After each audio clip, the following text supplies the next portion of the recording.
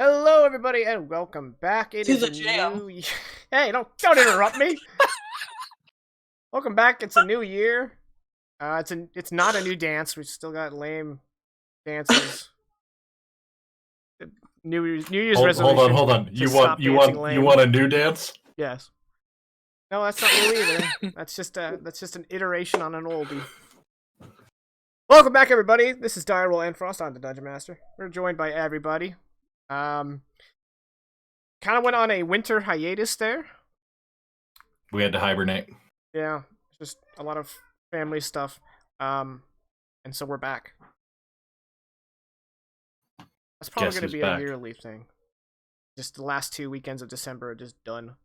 Hey, it's Iso. Hello, the ESO. Iso's really big on years right now, because last night he said that I've been gone for 3 years in internet time. So, yeah, we're just going to have to deal with that. Alright. Where last we left off. Feels like last year. Oh, well. See, I guess I don't need this, because, I can see the subscription in the chat. I think it's just I can't see follows. Yeah, I just can't see follows. Can y'all let me know if someone follows? No. Or is that, Okay. would that even alert? If it's not in the chat, y'all wouldn't know. We'll see. Well, thank you, Vegas. You're welcome. You are a dumb man. Just for that, PR is the younger version of you. Or the Canadian version of you. Oh, I appreciate you. He's also the younger version of me. Yeah, so he's basically the better iteration, but, Younger and Canadian, yeah. Yeah.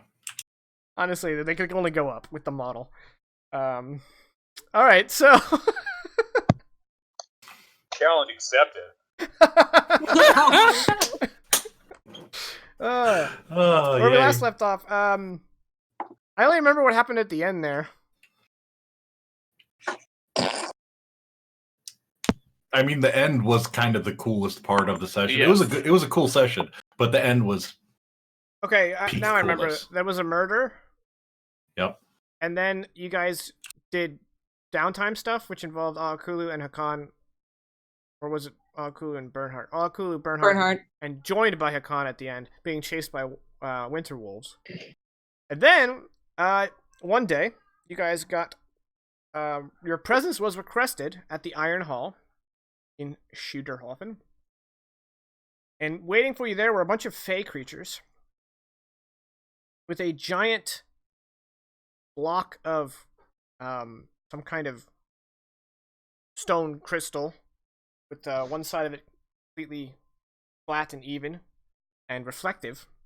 And you were asked, per the request of their master, who they have not named, to look into it. The first person to do it was Agnar? Yes, I believe so. this guy. This guy. And he saw a vision of Einar and Einar's family when they were younger. Mm-hmm. And then he went outside and met with the god Calder, Mm-hmm. who gave him his shield, basically, and said, I am the god of the north, and you have my shield. And then that was the end of his vision. Mm-hmm. And then Aakulu stepped into the vision, and she saw herself as Lord of Suderhofen. Hate that. And she was constantly being asked to make decisions. And the Naaman Empire was besieging the city. And the end of her vision, Raylath, accompanied by a team of Obsidian Legion commandos, dropped down to assassinate her. And that was the end of her vision. And then she stepped away, and that was where we ended the session. Mm-hmm. Mm-hmm. Mm-hmm. Now, correct me if I'm wrong, You're wrong. but I'm sorry. cool. Answer that. I believe, because this was a couple of weeks ago, I thought the looking in the mirror thing was optional. We didn't have to do it. That's true. Okay. But boy, should you. All right. So it's not really an option. It's an optional demand. Like having an enemy is optional. Exactly. You're being voluntold. It's an optional side quest, but when you turn around, the door's locked and you can't leave until you do it.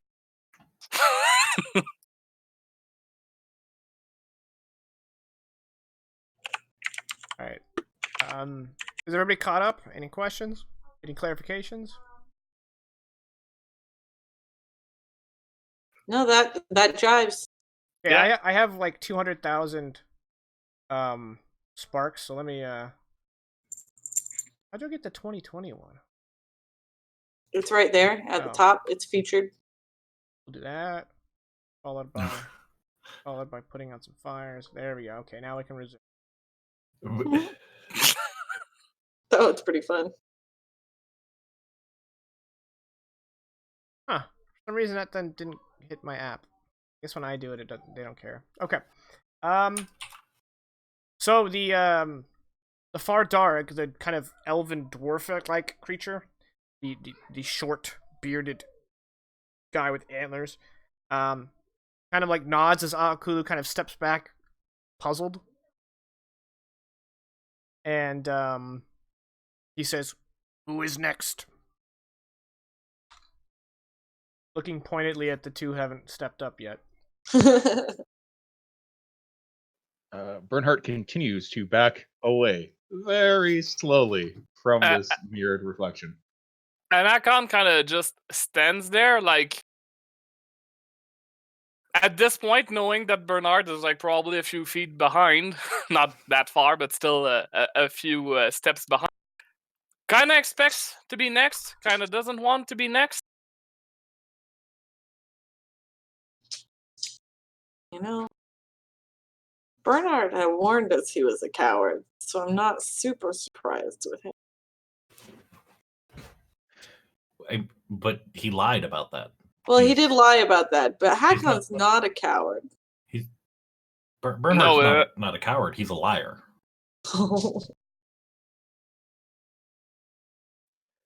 Okay, Hakon is gonna kind of do an internal monologue here, and he's gonna say, "I won't let this magic take hold of me." And he's gonna walk up. He's gonna try to portray a very casual walk up to the mirror thing, but for anybody who's been with him long enough, you can kind of feel a certain tenseness inside him, because in his brain, all he's saying is, "You won't get me, you won't get me, you won't get me, you won't get me," and then he stares into the mirror. Okay. Make a wisdom save. Okay, out of character, I want to fail that. Fuck, why am I proficient in wisdom? Shit, I think I built my character wrong. What a weird fighter. Oh, well, 10, you got a 10. okay. Oh, it's fine.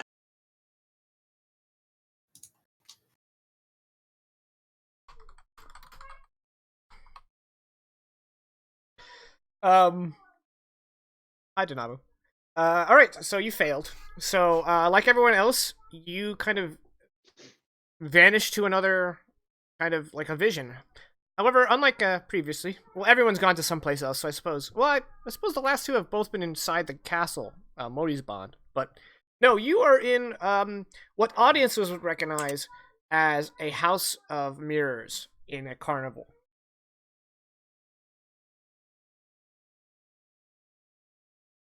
I don't think Akon has ever been in one, right?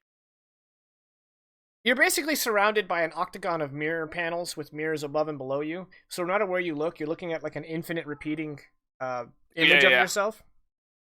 But Akon has never been in such a device before. I don't think anyone has. Is that right? Yeah, okay, so... I mean, Hakon's seen a mirror before. No, of course, but like, in a room full of mirrors, probably never. Although in the north, they probably just have like really polished metal. They wouldn't have like, glass. So he has no freaking idea what this is, and it probably throws him off guard. So he's gonna just like kind of feel forward and like until he hits something solid, which is probably one of the mirrors, and then like as Hakon kind of wiggles forward towards the closest mirror, he sees a feminine figure walk behind him, And unlike you, who's repeated infinitely in this mirror, there's only one figure that passes behind you. Okay, first, Akon's gonna turn around and try to look for that figure. Second, does he have his weapon? Yes, you have your weapon. I will ready the hammer. Okay, and then you spin around. Yes. Okay. When you spin around, the mirror directly across from you, someone steps into the forefront of it. But you can still see yourself projected behind it. And it is a woman who has very, very kind of like shiny skin. There's almost like a like light glistening off of it. And there's kind of like a, J.J. Abrams lens flare effect coming off of her eyes. And as she moves, it's almost like her skin's coated in tiny crystals, and they just kind of reflect off of this omniscient light. And she's wearing finery, and each everywhere that you would expect there to be some kind of bejewelment, there's a large gem like on her cuffs and on her shoulders and on her breast and on her belt, where her belt buckle will be, a sash, if you will, because she's wearing a fine dress, far more posh than anything the North has. And she has relatively elven shape to her, aside from these bedazzled skin. And she does a crooked half smile towards you and says, Akon's gonna immediately ask, "What is this?" And he still has this fighting position kind of deal. She retains that half smile and she says, "This is the best way for you and I to speak. I'm afraid, although I should say, I hope your friends, who have looked into the same mirror that you are now looking into, have had enlightening visions. However, how should I put this? This entire affair was a pretense for the two of us to meet." It's more like an octagon of mirrors. Yeah.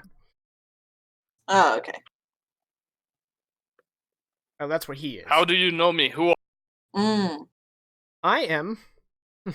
I'm the Lady of Mirrors.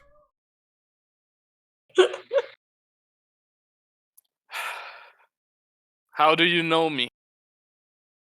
Well, you killed the Bear King, freed the Moon King, had dealings with the Lady of Witches, and are sworn enemy of the Snow Queen. I'd say everyone in my circle knows you.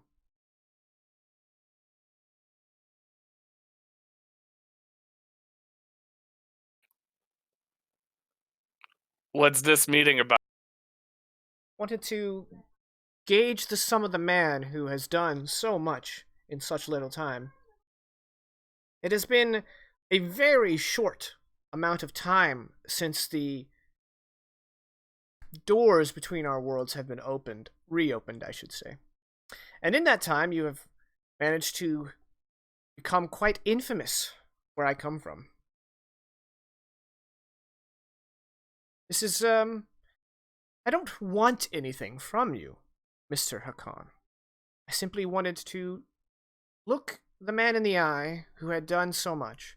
And your compatriots have contributed greatly to your achievements, but you have a singular knack for getting involved with our affairs. Not by my choice. Well, the human half of you must believe in some measure of fate.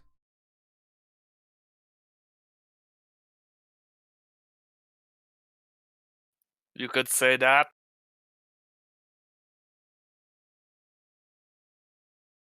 At that point, Hakon, noticing that there's seemingly not going to be any fighting, kind of just like rest his hammer on the floor like a staff, essentially, like he's holding it to his side, still ready to bring it up if needs be, but not in a fighting position. She looks down at the maul and she says, that hammer's not supposed to be here. But now that you're in my realm, or the realm between, I should say, I can tell that it's incredibly powerful.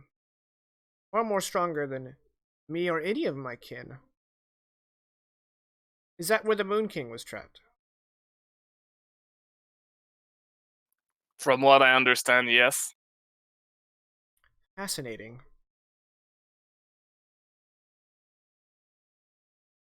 Well, once you're done with the Ice Queen, and by your track record, I assume her time is short, I'm interested to know if you have any other plans for the Fey realm. I do not care much for the Fey realm. Why should I? Quite right. Well, I control the reflection. When you went from one world to the other and back again, you crossed through the veil I command. I understand why you didn't ask my permission. You don't even know I existed until this interaction. But I just would like you to know that if you try to cross again, there will be consequences. There was already consequences for me crossing. Well, you did get into a deal with the Lady of Witches. Hardly a surprise. If you had made yourself known to me earlier, I would have made a deal with you instead. Well, assuming you put some more king's notches in your belt, I might have considered you worthy of my time. But at the time, you were simply an intruder. Interesting that you would not consider an intruder in your realm worthy of your time. You had already passed through my domain. It was someone else's problem. Besides, the death of the physical Bear King kind of gave you a straight shot straight through the reflection. There wasn't much I could do to stop you. And when you were leaving, of course, I wanted you gone, so I allowed it. Now, I've measured you, and I've found you typical of mortal men. But in return, I suppose, I should give you something. 3 questions, and I'll answer to the best of my ability.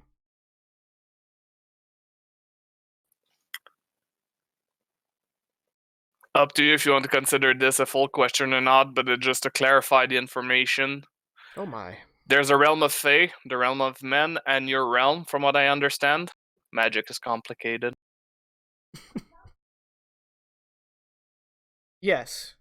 Well, yes and no. There is the realm of mortals, and then there is the realm of Fae. And where those two realms meet, I am. I've been told of multiple kings, multiple queens, as well as multiple ladies. What do you know about all of them? There are 6 kings and queens of the Fae Court, and there are 4 Fae stewards. I am one of them, the Lady of Mirrors. You've met the Lady of Witches, and if you continue on this path you've set for yourself, you may meet another one. The worst of the 4, I must say. There's a very short moment of his like stoic face kind of going like, worse? Really? And then like he becomes stoic again because you know poker face all sort of So now, if his maths are correct, he has either one real question or maybe still 2. She didn't really make it clear if the first question counted or not, but he's not gonna risk it. So one more question. What can Hakon ask?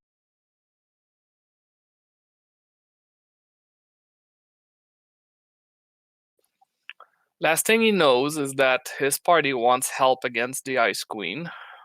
She doesn't seem to like the Ice Queen as much. That could be a potential question. Sorry, guys, I'm not trying to hold up the stream. I'm just trying to find my one last question. Don't want to ask something stupid. Yeah,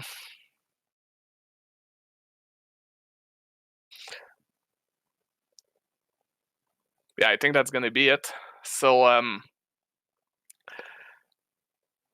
You do not seem to hold the Ice Queen in such a great esteem from what I gather.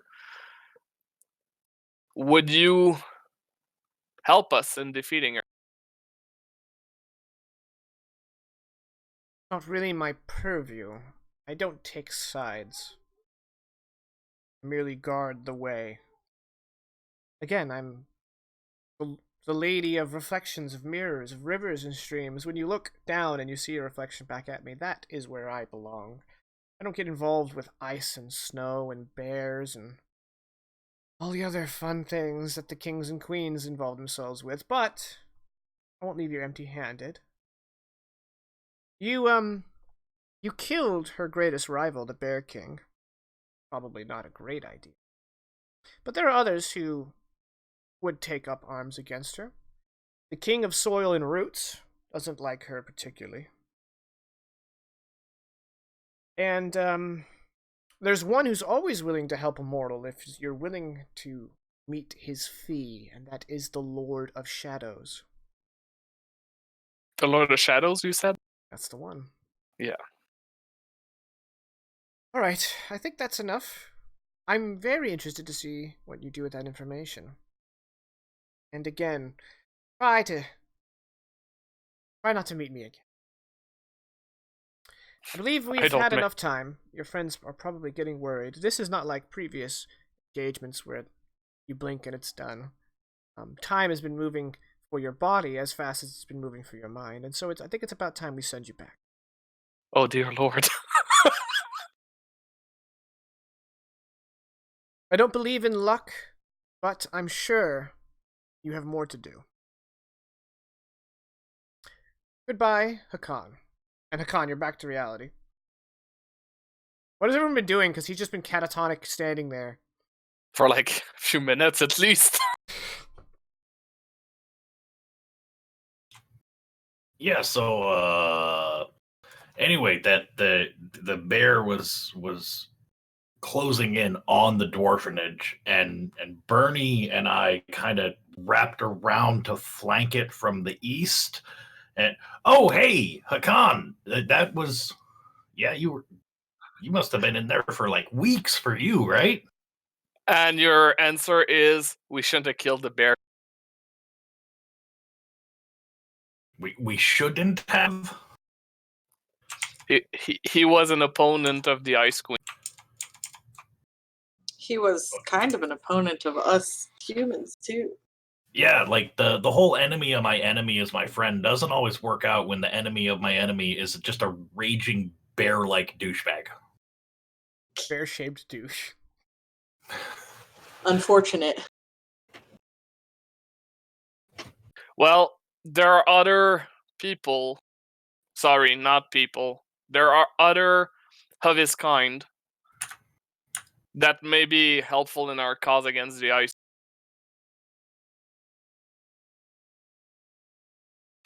The King of Soil and Roots, from what I remember. And you can correct me here, was it the Lord of Shadows or the King of Shadows? The Lord of Shadows. And the Lord of Shadows, although this one sounds more ominous. Wait, where are you getting this information from? The Far Darig just kind of cleaning his fingernails with his knife, not really paying attention. I'm getting this information from a lady of mirrors that was not very keen on me traveling to her realm several times, apparently, so I don't understand magic all that well, but from what I understand, by going to Fae Realm and coming back, I crossed her domain 2 times at least, and she was not too keen about that, didn't want me there anymore. But she allowed me some questions for meeting me through that mirror. So I asked her what could help us, or who could help us in our plight against the Ice Queen, and she told me the two.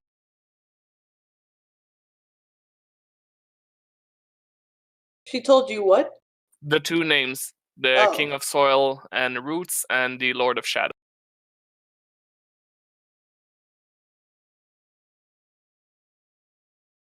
The things Yeah, no, you had the hand up. You go. What? So hold on. She was the Lady of Mirrors or the Queen of Mirrors? I The far believe it- Darg, without looking up, goes, "Lady." Okay, Yes, thanks. I believe it was a Lady of Mirror. Appreciate you. Yeah, no, because there's supposed to be 3 kings, 3 queens. We kind of killed a king already. Well, killed is a strong word. Killed a king already. We set a king free, so there's one, and then we've got the Queen of ice. So there's in that corner. The king of roots and soil. He's in the middle, as is the Bear King guy. So we got 2 more queens that we got to worry about. Now we could get the soil guy over here, and then I know I name dropped at least one of them when you guys were talking to the Moon King, one of the other queens. Oh yeah, Okay. Agnar was not paying attention to any of that because Anything the Moon King said. Yeah.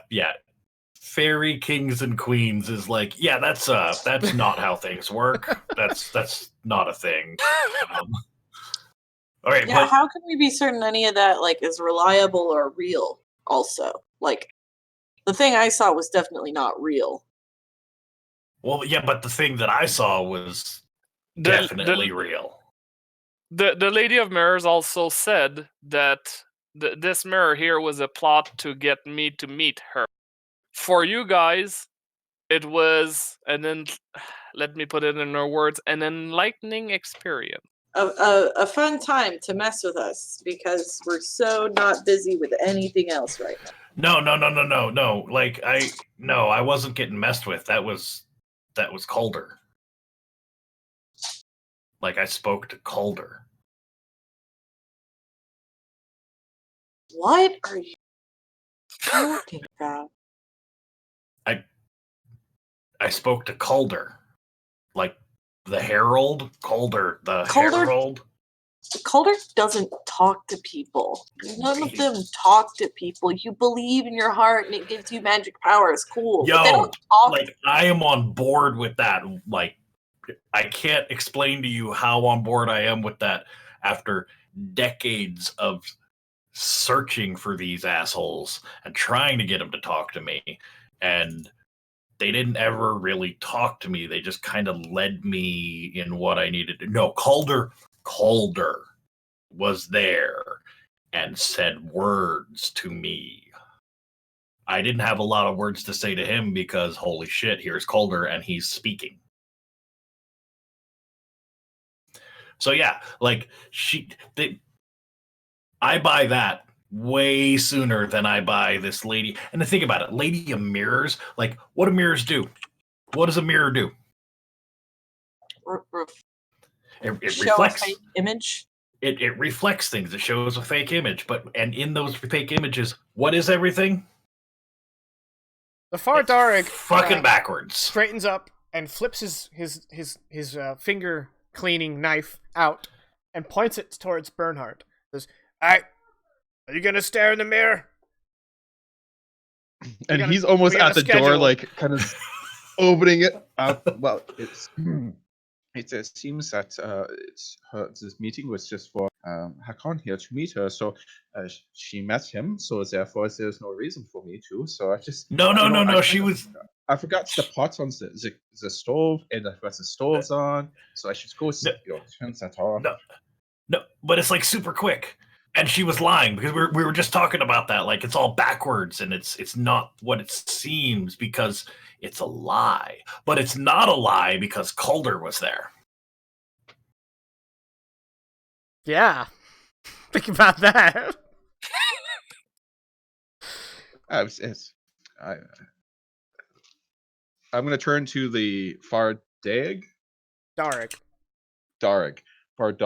and say, would this lady of yours be, as my companion here says, Elia?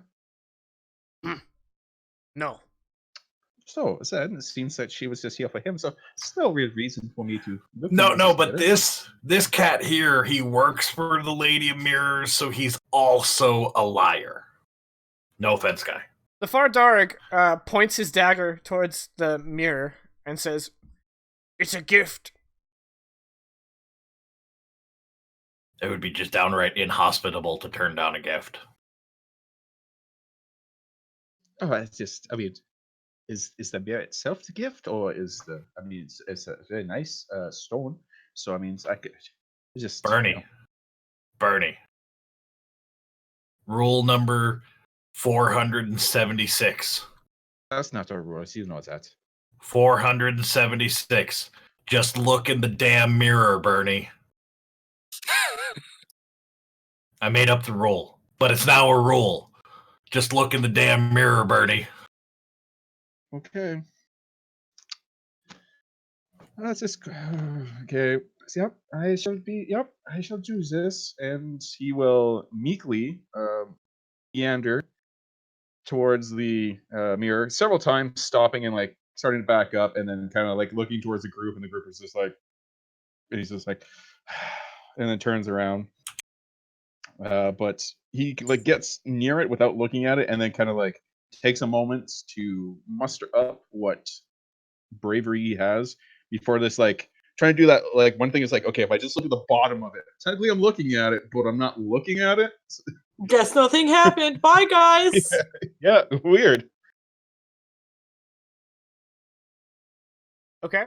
You look at the bottom of it, and you feel like it pulling you erect and to look straight into it. You can try to That resist, must help with your fear. or you can just kind of resign yourself to it. I will definitely resist with a high-pitched yelp. Okay. Make a wisdom save. Awesome. Do you get advantage on those as a gnome? As long as it's Save against magic? Yeah, that's what I was gonna say. As long as it's a save against magic, I do. Yeah, I guess this counts. Dang it. Here to help, PR. Oh no, I remembered. So wisdom save. You do get advantage, Okay, yeah. Here we go. Okay, well, you failed. Damn. Cool. Just barely. It was DC 20, so... yeah, so you snap back, and you are pulled into the mirror, and you find yourself standing on a craterous surface. All around you is an inky black, almost like you're standing in clouds made of ink that are kind of swirling and moving all around you. And you look above you, and kind of intermixed with this inky blackness is a indescribably large, kind of mummified head.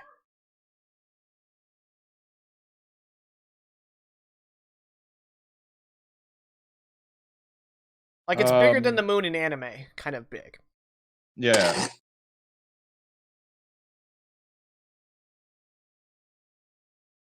Not if an he had anime. a dog jump into his arms, it would make more sense as to why he's quaking the way he is. Okay. As you're standing here looking up at this thing, you feel a twinge of recognition.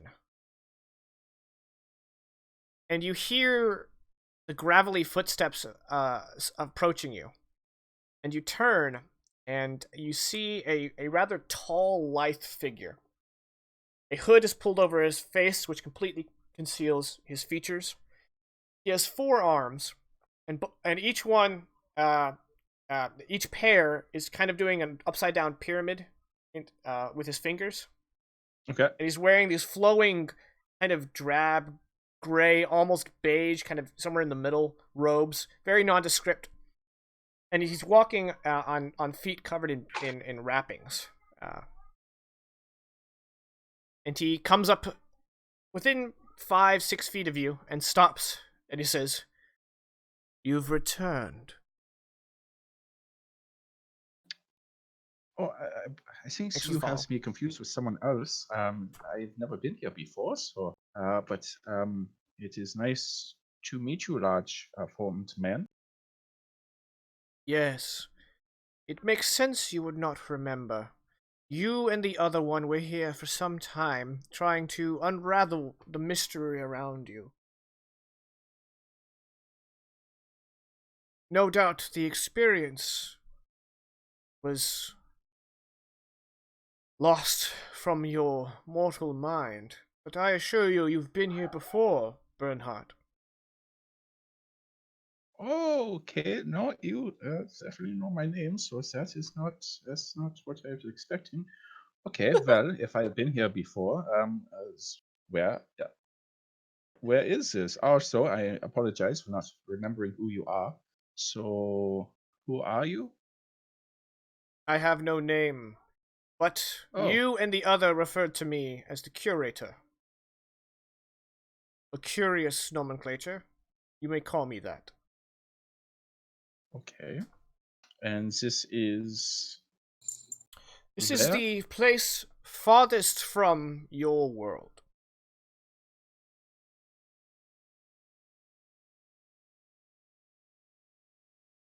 So is this that name and empire I have heard about?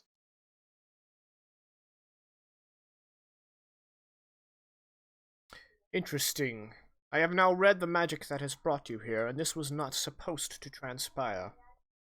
The spell that was cast upon you was supposed to reveal a part of your desire, but it has instead reawakened a mystery inside of your mind, which has once again pulled you to this place. How So that's an, inconvenient. so that's a Norn's name and empire. Okay, good to know. Okay, uh, well, seeing as I am here now, uh, what happened the last time I was here?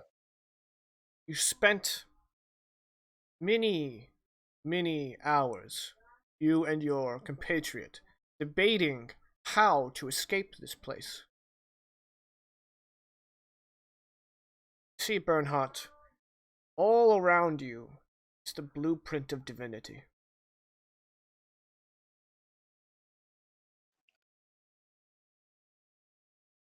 What are you doing with your hand? It's just customary to raise hands when you want to ask something. Um, who was it that I was here with? Like myself, I do not speak of their names. He referred to himself as the Hierophant, and he was a human.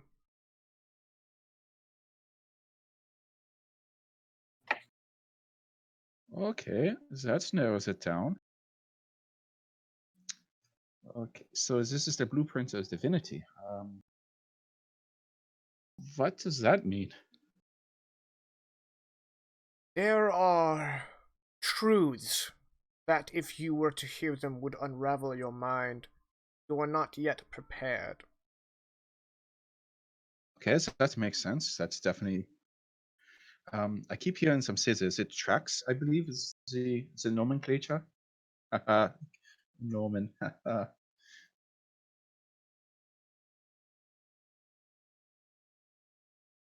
It seems our time is limited. The one who accidentally brought you here is doing her utmost to return you to where you belong. If you wish answers to questions burning in your mind, you should ask them quickly, and I shall do my best with my limited ability to verbalize to answer them. Is there a way in which we can stop this Queen of the Ice and Snow? I know not of your insignificant trials in your world, and I don't know who this Queen of whatever is. Okay. However, you have brought into the world, your world, a new power, one that I sense you have already yourself tapped into. What power is that? Order. Oh, okay. Yeah, that is. Ah, It was the okay. subject that you and the Hierophant had to unravel in order to escape this land of pandemonium and chaos. All about you is desolation, entropy brought to its completion. Oh, that's so. This is what we all have to look forward to when everything is over. I do not know. But you have forged a new path, and the Hierophant. That's nice to know. Um, is there a way back here if I want to say speak to you again, or is this? I mean, obviously, is a way. Okay, is there a way that I am able to access that will get me here? You and the Hierophant stumbled upon this location by sheer accident, and it would be unwise for you to attempt to return. You spent a long time rebuilding your mind simply by being here. It is by the virtue of your projection that you have not again lost yourself. Oh, my pants would say otherwise. So, Fear not, this is an ethereal pants. well, small miracles, as they say. Probably a long shot when I say this, but you wouldn't happen to know what the Underdark is? Again, I exist in this realm simply as a remnant. Yep. Okay, it's this, as I thought this would be a long shot when I say that, but worth it. Um, hmm, I feel like I should be asking more. Time is Big, growing short, Bernhardt. There are questions you yes. have not asked, questions that will answer many of your questions.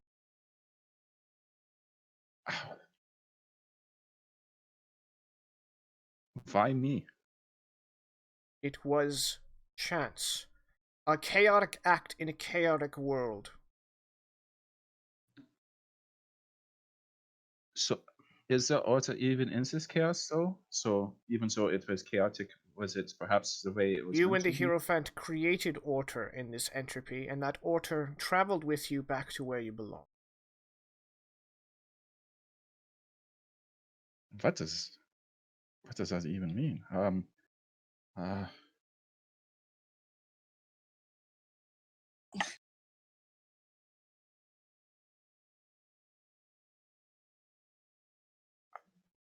I don't know what else to ask. I feel like I should be asking bigger things, grander things, but I must say this is all so overwhelming, to say the least. In order to escape this place, you and the Hierophant had to define order.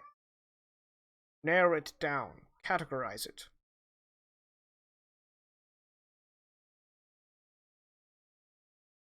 Do you know what categories they are? Like, what did we come up with? Is there a way for me to remember this? I guess biggest question, is there a way that I can remember the conversation I had with this Hierophant? You do not remember. I do not possess the power to restore your memory, and I doubt Okay. anyone on your world except the ones you created. The ones I created? When the Hierophant, when you ordered this chaos, when you brought meaning to the entropy, you brought into existence beings. Beings to replace those you see around us. And as you look behind you, you see like a hand within the inky blackness, removed from the head on the other direction.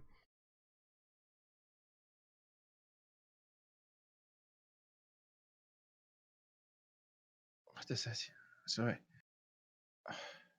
You have not asked the right questions. I do not know what the right questions are to ask. You are a herald of order. When you were here before, you knew what that meant. Am I supposed to ask you what that means? I must say, this is also, I'm just a simple gnome, lost in the world, and now I'm here. Now I'm creating things, big things in the sky, and creating order. This is all. This is a lot to process. This. Ask your question. We have increasingly less time.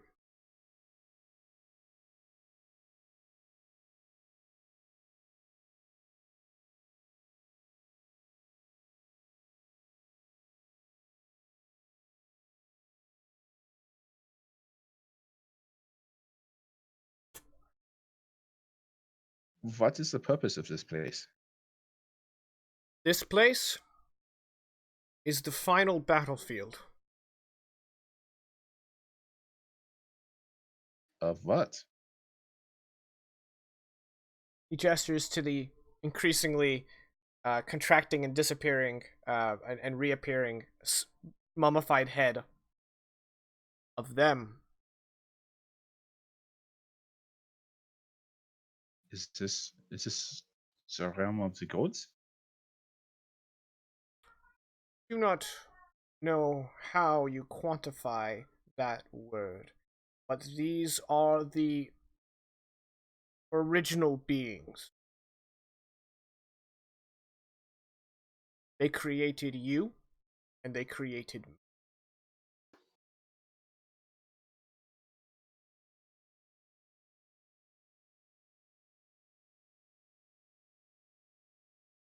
One last question, and then you must leave. You start to feel like yourself getting physically pulled somewhere, and like your whole body's like streaking away like it's a strand of light being pulled through a prism.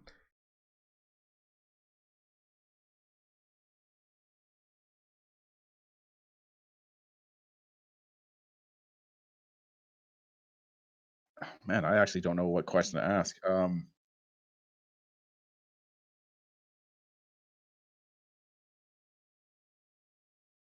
I've already asked it if he knows where the Underdark is, or Yeah, you did ask that. Would... yeah, otherwise that would have been it.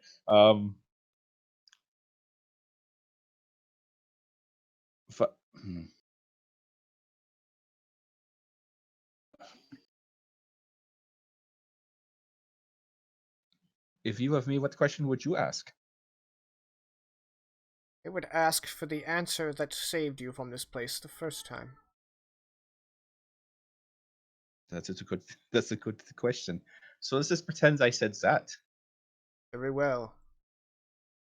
Put simply, removing all of our esoteries, order is both the consequence to chaos and its remedy. Farewell, Bernhardt. I doubt we shall meet again. And you are pulled back into existence, and this time, everyone gathered in the party has a altogether different experience. You know how Akulu and Agnar just kind of stood there for a moment, and Hakon stood there for a few minutes. Bernhardt was just sucked into this thing, and then just now spit back out, basically. So and what I'm saying is we have to go kill the queen of... Oh, thank goodness you're back! No, even the fake creatures are like, whoa, that wasn't supposed to happen. I immediately vomit everywhere. Just, no. Agnar will, like, jump in and, like, hold your hair back. The beard! The beard! I use my jug to make some water. That was not fun. That was not what you said it was going to be. Why would you do this? Why would you do this to him? Look at him. He's perfect. And Agnar's gonna look over at the Fardarg and be, yeah, bro, not cool. Why would you do that to him? That wasn't supposed to happen. All right, no let's leave. Supposed to babysit the trip. And they all, like a picture book, fold into the floor and are gone, including the mirror. What? Why did we trust any of these people? And behind the mirror, you guys couldn't see it because it was obstructed, is Ragnahild. And she was like mid-drink. And she kind of...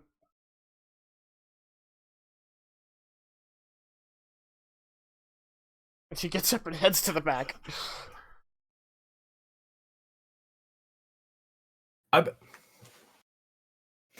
Vegas needs some time to process all of this. Oh, it's an hour till our break, so... Well, all right, guys, go ahead. Put a pin in it. This is all you guys. I'm just gonna be back here going, now if we did that.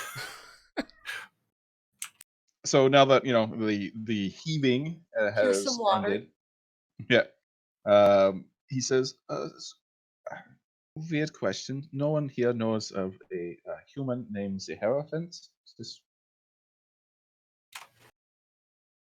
Is there anyone in the kingdom that would go by that? Why not everyone give me a history check? Except no, everyone give me a history check. Even me, Sure. Seeing as I'm not even from here. Well, you've been around for 40 years. Oh, fair enough. Okay. Yeah, that tracks for me. That's an 11 for me. It's a very high DC. Hey! That's not high enough. I'm sorry. I know. I'm just surprised. I've got an int of 0. Thank All of you you look around, and then all of you collectively shake your head. Yeah, sounds like anyone who still worships the gods. Jicken, was Hakon there when Fenrir had sent for the priest to look into some religious stuff and prophecies, and That was was it Ingvar that was there at the time? I think that was Ingvar. That was Ingvar. That was like session 1. Never mind then. Ragnar. Hakon's just gonna stay silent. Okay, so does everyone else go to some strange place with a giant mummified head in the sky that was getting bigger and smaller? I wish. Cool. Yeah, me neither. So I just making sure that's not where you guys went. Yep. That would have been weird. I went to a room that was made out of mirrors. Usually you and get that's the where same I met trip. the lady. Oh, well. So it qualifies as a weird place, not what you described. This was like the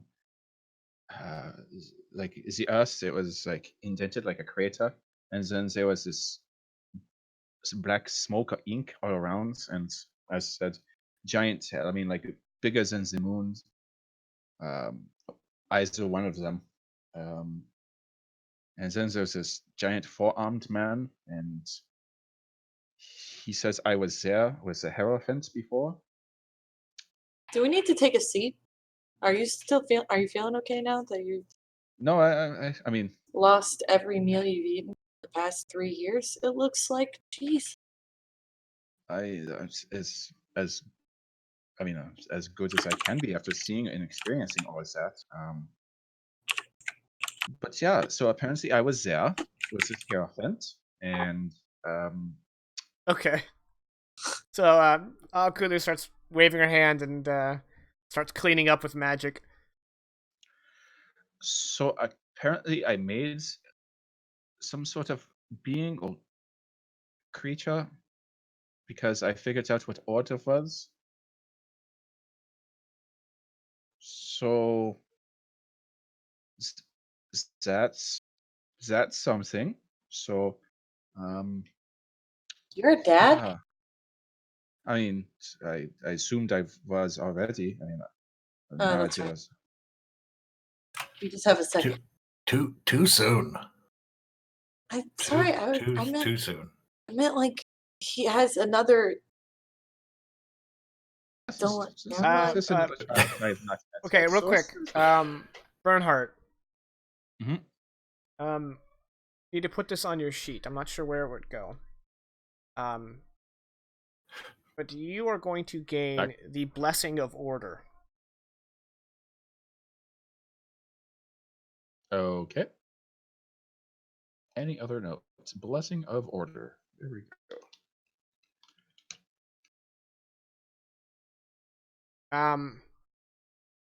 Sweet. As a free action, at any time, even on another person's turn, you can have that person's d20 roll take 10. And you can do that a number of times equal to your wisdom modifier, and then it recharges after a long rest.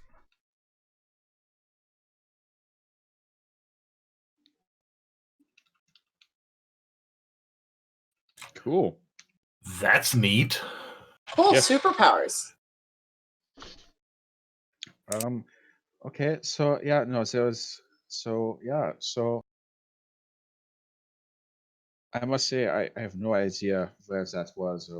He calls it a blueprint of divinity, which sounds more impressive than what it looked like. So I'm hoping that maybe it was like a work in progress. Like a first draft. Yeah. This being. Wait, if you created something out of that space, does that mean what you've created is divine? That would have been a good question to ask. I did not think of that. This person. That was uncharacteristically intelligent. This curator, he had me answer or ask questions, which he answered. He also does not know how to get home, so just throwing that out there. But he told me what order was, and that it was. Wait, I thought you already had. You said the way you escaped last time was finding out what order was.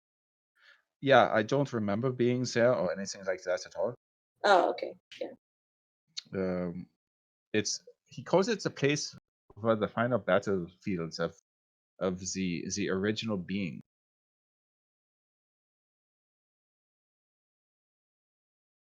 Can I roll religion to try and parse that? Sure. Yeah, kind of ditto for over here. If anyone wants to roll religion. Also, it's a land of pandemonium and chaos, and so it's entropy. I'll roll it just in case it matches something in Hakon's religion. Man, Agnar, nice. Thank you. It's almost like that's what you do. Nope. Agnar, in your religion, and Akulu, you rolled high enough to also guess this. The original Barafolk were made from a union of gods. That's the only thing you can think of as original beings. Well, but then that would then entail the gods came before the original Barafolk, so the gods are the original beings. You could say that, but that's the only time, or like that original. The term original would be used in a right context. Yeah. I was no answers on like the battlefield, the final battlefield of. Well, in the Northman religion, there is a belief that there will be a final battle at the end of time. Okay, yeah, that doesn't make any sense. The final battle hasn't happened yet.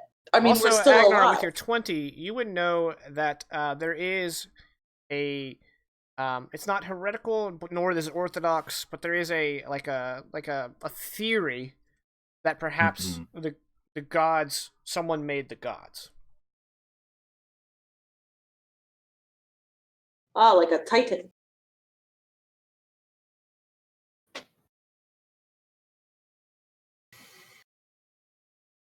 I mean that doesn't really mesh with any of the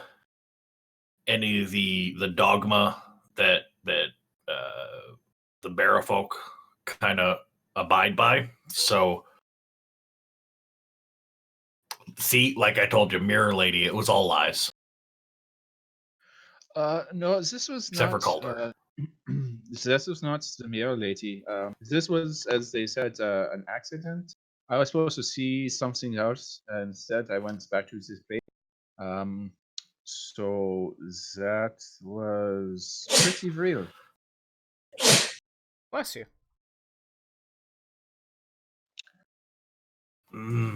This curator was just as surprised to be there, or for me to be there, as I was. So, I mean, it sounds like we've all got quite a bit to chew on here, quite a bit to rattle around in our old noggins. Not that I'm trying to put off trying to figure out what yours is about, or what Hakon's was about, or mine, or Akulu's. Mine didn't have any meaning. It was boring. Fine. What was yours, by the way? It was just it was weird. There was like, you know how dreams don't make sense because the timeline doesn't track normal time. It was kind of like invaders attacking Suderhoffen and no one was in control. It was confusing and just it doesn't make any sense. So don't worry about it. Well, I mean, you probably. I mean, the rest of us are pretty clear on remembering what ours were. No, it's not that I don't remember. It just doesn't make any sense. Like, y'all had some answers out of yours, right? You saw things that weren't real, strictly speaking. No, mine was real. Like, no, because mine couldn't have been real. Someone who's dead showed up in it, and they're dead, right? Well, I mean, same thing for mine. So it wasn't real. But it was real because it was something that had happened. Well, this hadn't happened. Not real. Hadn't Someone it? who is. Hasn't I don't. it had not yet it? What? What? What? What? Huh? Yes, you with your hand up with the question. Hey, I was just wondering if you guys like had any beer. I mean, I'm gonna pour beer out of the alchemist jug, but I want to make sure it's like an IPA. Okay. Well, Tiad, the alehouse drake, lazily walks on the floor up and then climbs up to the table like, thanks. So what are you guys talking about? You know what, Tiad? Some private stuff. Oh, alright, man. Sorry. I'll just check out, you know? Just pretend like I'm not here. I'll leave, you know? It's hard for me to walk and drink. I'll catch it. Well, don't drink while you're walking. Like take it with you and then drink it. But I'll catch you later, Tiad. We still got that. He looks down the table and he's like, all right. And he drops the mug and a lot of it splashes out. He's like, oh man, that blows. And then he kind of like starts working his way down and he starts very loudly dragging it, like pushing it, and then taking a few steps, and then pushing it, and then taking a few steps. Man, Tiad's a good bro. And then you guys hear somewhere else in the Iron Hall, you hear Ragnahild, why don't you just fly? Ignore her, she's crazy. Obviously, you can't drink and fly. That's Right? dangerous. That's like so dangerous. It's irresponsible. Totally. Yeah, have a designated flyer. Jeez. No, but no, what I was getting at though is like we've got a lot to crack into, and I mean, is it gonna do us any good just standing around arguing over what's real and what isn't real? Because I mean, it was all a lie, it was all fake, except for the Calder thing. No. So why it wasn't? Well, no. I'm saying the one with the mirror lady, but yours you said wasn't the mirror lady. When I went to the Feywild, it felt very much the same way in the mirror gallery or whatever that I. So we could go back and forth on this all day long, or on that we agree, or we can get yes. That's where I went when I found the crystal.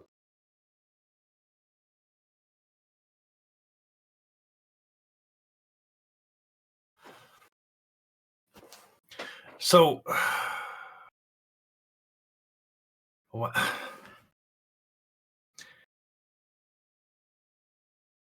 But that doesn't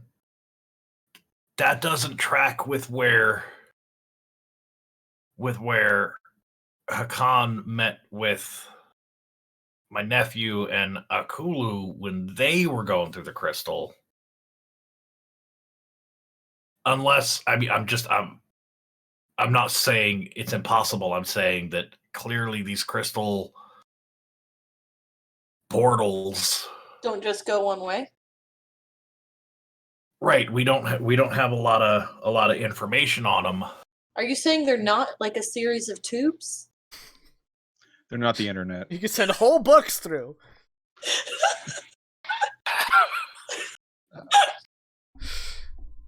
Well, this is the only time that I do not remember. It's the only place that it fits. And he said I was there, and he said that I spoke with his Hierophant, and we figured out a way out of it. By by quantifying order. Yeah. And I don't remember out of character if you had mentioned this already, but I'm just going to jump to a conclusion here in character. And then you brought that order with you when you came here. Because that's that's how you do your magic, is through the order. And he created something, is what he said. Yes, it was a giant tendency. I can't say sky, but if sky was a thing, that would be a giant hand. I assume was something else, not the mummy. So, it wasn't mummified, right? The hand wasn't mummified. Yeah, it was equal. It was in the same state of mummification as the Okay, head. never mind. Yeah. But did it look like it was a part of the head? No, it looked like it was a part of a separate entity. Okay, yeah. No, it's something else. It was also mummified, just not. This does not belong to the head. So it was dead. I mean, it was moving, so undead. Oh. See, there's something that's pressing. They said there are. Before we started doing all this, we were told that there were unsettling reports of something akin to the undead. Shouldn't that be we should get back to this, and maybe this is connected, but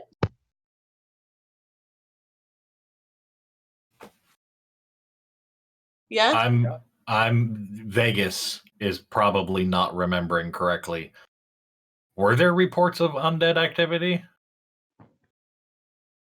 I don't know. I don't know if Aku's making that up, or I don't. Undead is not a thing in this campaign. Not that it was undead, but there were it was kind of like warriors made of something. No, warriors made of something recently. Warriors made of just armor. Oh, that was it. Yeah. Sorry. Oh, back in the tower? No, that was. I believe. When you guys got back. Yeah, we got back. Yeah. The northern armor. The northern armor. Oh, yes. I had misunderstood formerly Oddman the Younger. Yes. Brought you up to speed. Yes. Yeah. Now I'm recalling. Okay. Ignore that then. I had misremembered. That's all right. No, your character might have interpreted that as been undead, like ghosts or something. Yeah, I think that's what I had assumed. I think he made it more like people either coming back from the dead or something like that. Oh, yeah, because that's what I was worried about. He did say like old family members coming back from the dead. Right? Yeah. Okay. In fact, I may not have mentioned the hollow armor yet. I might have jumped ahead. You did mention the hollow armor. I did. Yeah, I specifically recall that. Well, if I didn't, let's pretend like I did. Well, no. I specifically recall that because that was they were reported with the forces of the giants and the trolls and the god dang snow goblins. The damn dirty snow goblins. Yeah. Yeah. But the people coming back from the dead, I'm not making No. that up, You were right. Yeah, that did happen. Okay. So that might be connected, but that seems like a pressing issue. Yeah, honestly, I think right now we're all kind of overwhelmed with what we've seen. And we all have many more questions than we have answers. I think it'd be best if we took the evening, get some dinner, let's relax a little bit. We haven't had a lot of relaxation lately, and that is super important to maintaining a healthy lifestyle. You don't keep in top condition if you're just constantly pushing one stressor after another. Let's get a little bit of downtime, R&R, hang out, get some food, get some drinks, sleep on this. And then tomorrow, maybe the next day, we can go look into these apparent ghosts. Yeah, thanks, Coach. No, you're right. So Rules 53 does say Arthur can all play ex Bernie dog boy. So that's right. I couldn't remember. I was kind of dancing around it. I couldn't remember the rule. I'm sorry, Bernhardt. That's all right. That was a lot of some. Not quite 400 and something, but that rule is Bernie specific too. So you had to apply it to all of us. Well, and that's obviously. But no, I think we should just kind of, like I said, let's put a pin in these, and we'll sleep on it at the very least. Any objections? I mean, I don't think I'd be able to sleep, but so sure. Yep. We will get you drunk enough that you are going to sleep. Oh no, he just threw. It's the best way to fill your stomach back up. If you've ever been drinking and then puked, that's your body saying, "Oh, I need to make some more room for more alcohol." What is wrong? Like, that's how that works. Don't nod with him, Bernard.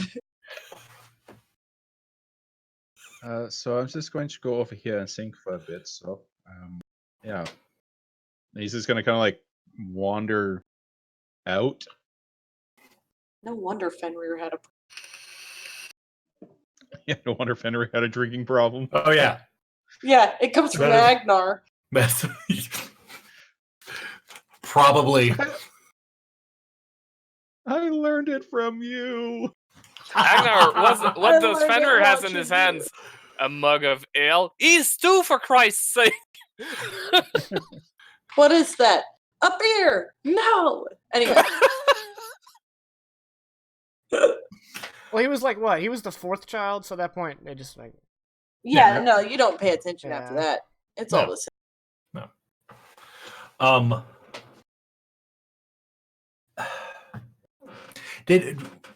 Just brief question. Did any of us come out of our visions or whatever happened with? I thought you were gonna say unscathed. With no. Well, no, like did we go in with something and we no longer have it, or did we come out with something that we didn't have? Like, no, none of that happened. Okay, I thought so. It felt like it's not that kind of movie. There was no. Yeah, you guys didn't hand each other's lightsabers or anything. Okay. Damn it! I was hoping for a lightsaber. It's in the chest. Someone get that reference. No, damn it. That's really unfortunate. What, in the chest or the handing off the lightsaber? Oh, I knew everyone got that reference. No, it's in the chest. Oh. Okay, well, when we're done here, The Gamers 2 Darkness Rising. Oh, no. Nope. Look it up. Nope. Anyway. I watched about 37 seconds of it and couldn't hit stop quick enough. Wow.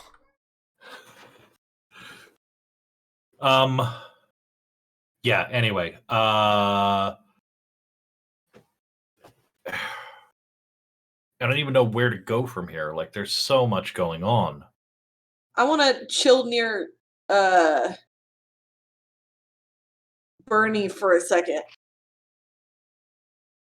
This is what I want to do. I want to have a conversation. Okay. Well, in order to follow your instructions to relax, and also for me to have something to do, I'm going to go back out there and chop trees with the field folks, continue the fortifications, bridge, and... relaxing. In order to relax, I'm going to go to work. What? In order to relax, I'm going to engage in physical exercise. Well, that's how each their own. Akon does it. You would go fight something, but right now going out to fight something is kind of dangerous. So, nah, that used to be my study break. It makes sense. It tracks. Yeah. Stimulate the mind. Cool. Kulu's gonna just kind of like awkwardly follow Bernard, and in Draconic be like, I know you're thinking about other things, but maybe this could get your mind off it. I mean, That's not a no, so I'm going to just keep talking. But I'm trying to make sense of, and you're the smartest person I know. Maybe don't tell Agnar. But the whole reason you even looked in that mirror was because it's supposed to be our desires, our wishes, or our deepest desires or whatever come forth, right? Interchronic, you'll say, I think that was the point for you. What happened to me was not part of the plan. So maybe. But well, I mean, that's what they told you, right? That was the hook to get you to check it out. Yes. But that's not what I mean, I didn't. I'm just trying to work through it because I didn't see what I want. I don't want what happened. So maybe mine was a mistake too? I mean, it is possible. Did these people or things that you saw tell you immediately that you were not supposed to be there and that it was all a mistake? Because that's what happened with me. So if that happened with you, then yes. Well, no, I felt like I was not supposed to be there and it was all a mistake.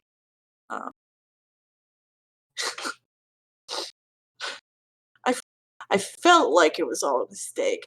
It was a very strong me saying that to myself in my mind situation. Oh. So maybe. Okay. I don't know what that is supposed to mean. I mean, you said it was like a dream where everything does not make sense, and you saw people that are dead. So maybe it was because you didn't want them to be dead. Well, I don't want them to come try to kill me either. You didn't meet Raylath, but he was the closest thing I've had to a friend since the teeny kind of like late teens, early adulthood kind of thing. He was almost a friend, not quite. I wouldn't go that far. He was a friend of mine, but probably my best friend. And he died, and I watched him and buried him, and was the person he left his belongings to, really. And he can't come back, and I don't want him to come try to kill me. He was from a far off place, and in this dream, that far off place was attacking Suderhoffen, and I was like in charge. And that doesn't make any sense because I am, everyone was like asking me questions about how to make it work and what to do.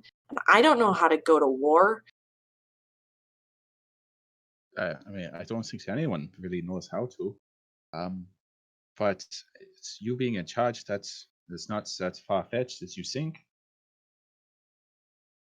Yeah, but it's not what I want. Like,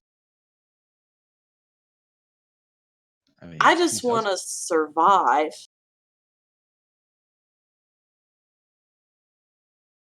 If that were true, then you wouldn't be here. You would be out in the woods alone, doing things, not trying to stop the end times. So well, I don't think that's. If I was out in the woods alone and the end times came, I wouldn't survive, would I? I suppose not, but. And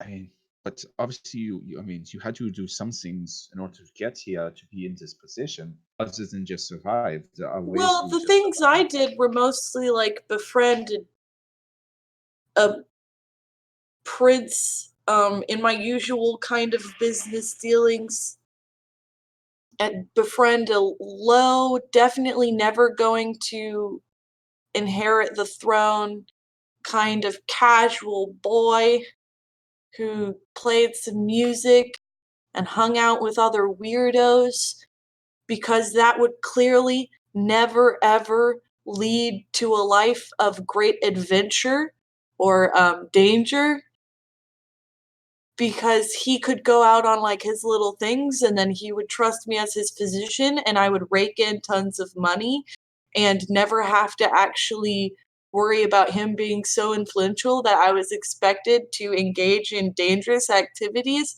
And you know what happened? Everyone ahead of him in the line for the throne died on one day. So that was not a part of the big plan. Wow, you have had an interesting life before coming to Suderhafen. No, that was here. It's like a light bulb kind of going off in his head. Oh, you mean see, it's a nephew. Oh, You know, fourth in line, behind a very healthy and active and accomplished warrior. That guy. yeah. Well, fate is a weird thing. I've thought that I was just going to be a nobody miner for for the rest of my life. And then next thing I know, I'm in a strange land with strange powers, and now I am also creating potentially gods. So I mean, we end up places we weren't expecting. But How the turns table, yeah. Yep. I think you said that wrong, but I'll allow it. Okay, so I think that maybe you don't give yourself enough credit. Either mine was a mistake and fake, right? Or we need to worry about yet another very large threat. Okay, so maybe it was a warning. Maybe this threat is only there because things that you did or didn't do, I'm not quite certain how this goes, but if you are in the charge, maybe you were mean to someone and they're like, oh, Zata Kuru, I'm going to get her. And then that's why they started to invade. So just be nice to people, I suppose, is what I'm getting at. The dude who's invading is my best friend. I don't know how to be much nicer than I was to that guy. I mean, I don't know what the relationship was. Plus, he is also dead, so. I can't believe if I have some thinking to do. He couldn't have been a spy. Like, he totally couldn't have been. Couldn't have been. That, spies have to be really intelligent, break codes. Ooh. And he was a good fighter for a tailor, but he did get himself killed, so. I'm sorry. You don't know anything about this, so I'm gonna. I think that's a no. A good time for you guys to decide to think about this further. Yeah, exactly. Like, I'm gonna just. All right. So, 2 days pass. And the Thanes of Suderhofen gather in the Hall of Modisbond to update each other on the preparations of Suderhofen, the state of food and lack of food, and basically, just kind of do a powwow over dinner, bringing everybody up to speed on the going-ons of the city. Agnar, you are seated at the Jarl's table. Beside you is your sister-in-law Sigrun and your niece Ylva.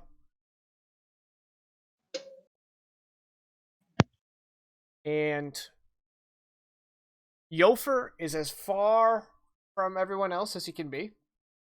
Close by to him is Cabian. There are a handful of your Huskarls also eating at the table. But other than that, it's mostly Thanes and the party and those related to the Jarldom. There is, you guys all hear over the sound of everyone talking, and everyone kind of like hushes all at once. A commotion going on at the southern entrance, like the main entrance into the hall. You hear some raised voices, and a masculine but very terrified scream, and then the doors fling open, and 2 warriors step through the threshold. And at first, silhouetted against the snow outside, they look like any other Northman warriors. But now that they enter the brazier light, you can see that they are gaunt, and their skin is kind of a light frosted blue, and their eyes are like blue lights, and their lips are peeled back to reveal their teeth, and they look like they just crawled out of the dirt.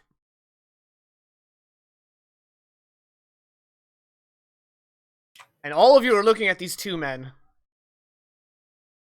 mouths agape, some of you, eyes wide, the others, and one of them steps forward and says, "Cabian, my boy, you don't recognize your old man. It's me, Baggy." Oh, no. And the other one thrusts his axe down the hall towards Agnar and says, "Older brother, it's me, Boern."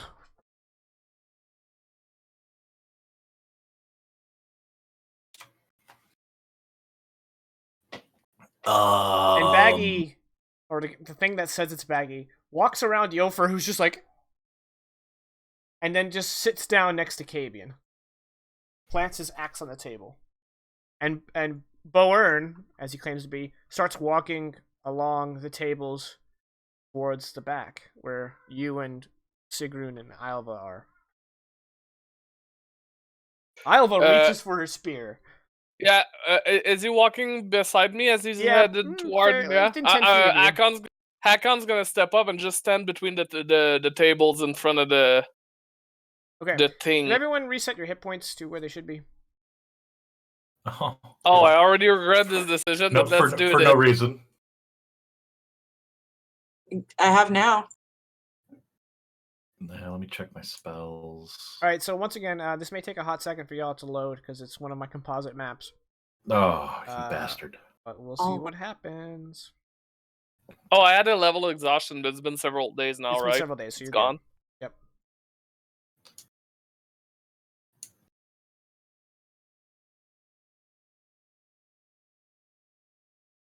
Oh no, Bernie. This isn't the best view. I can't get everything on screen at once. There's Agnar and co. Undead Northman. Baggy next to Cabian, and Boern being stopped by Hakan. That was for the audience. Obviously, you guys can see it. Well, while this is happening, because it's simply an action, I would like to reach out with my divine sense. Okay, what can divine sense detect? Until the end of my next turn, I know the location of any celestial or undead within 60 feet that is not behind total cover. I know the type of any being whose presence I sense. What were the beings, sorry? Celestial, fiend, or undead. Oh, okay. They're both undead. Okay. But I don't know their identity, so I can't confirm nor deny if they are who they say they are. But I know for a fact that, that's not natural. This is and I'm assuming I have never run into undead also, right? This would be a first. Okay. I'm gonna retch a little bit. Like that feeling, it just. Whoa. However, the closer this undead gets, the more he starts to resemble your younger brother who died a long time ago, Bower. He was the youngest of the 3 brothers, and he died on a raid. What in tarnation? It looks delicious. Can you mail me some? Yeah, sure. Wait, I have carrot cake upstairs. I should not have remembered. Send it through the can. Oh my god, it looks good. I don't know when I'm gonna eat it, but yeah. 30 minutes from. Yeah. All right, let's go to break. 26 minutes. Yeah, no, I'm in the process of retching and processing exactly what that feeling is. All right, so Hakan, as you square up to this walking corpse, he looks at you and he says, "What's this fjell folk doing here? Get out of my way! I gotta talk to my brother." Hakon does not even answer Bjorn or like seemingly acknowledge him. Just turns his head toward the table. Sorry. Born. He turns his head to the table and see any people. Doesn't matter who, but if any people at the table motions him, like yeah, he can come. Until then, he's not moving. He's not going there. I'm still trying to decide if I'm retching because of this feeling or because clearly my body is making more room for alcohol.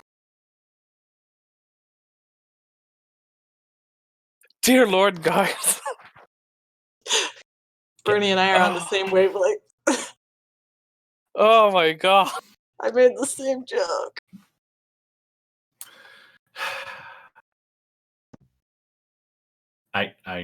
Yep. Yeah. What Jacob said. Get out. I will, since no one else is really doing anything, I'm gonna go ahead and stand up and swap places with Alva.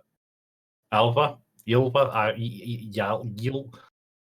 kind of steps forward like that. She's got her shield and she's got her spear. Her shield is somewhere else. Right. Okay. Well, good on her. I'm just gonna go ahead and. And Sigrun is like a sheet, and just like this. Yep. I'll kind of lightly put my hand on her shoulder before I step up. Be like, "Don't worry, we got this. We'll get this figured out." And then as I come down, I'm pick up my shield from behind my chair and the sword, and draw them. Okay. Should be pointed out that you probably don't wear your armor to dinner. Nope. No, I probably don't. Thanks for pointing that out. Yeah. Although with as many dinners that we've had interrupted, we should probably start. Yeah, we should probably make a game plan for this. Jaken? Yeah? Given the fjell folk, would I have my armor? And given I'm at the bear folk dinner, would they say, no, actually, Hakon, you should not wear your armor. It's not. No, Hakon does what Hakon does, and yeah, you probably don't I have any have normal my clothes. Armor. I have my weapons. I have everything. This is my formal attire. Chainmail. This is my only attire. Chainmail. Yeah. How do you think he's so ripped? Yep. Oh, that's good. Sleeping in it kind of sucks. Oh my god. I'm broken. You've broken me.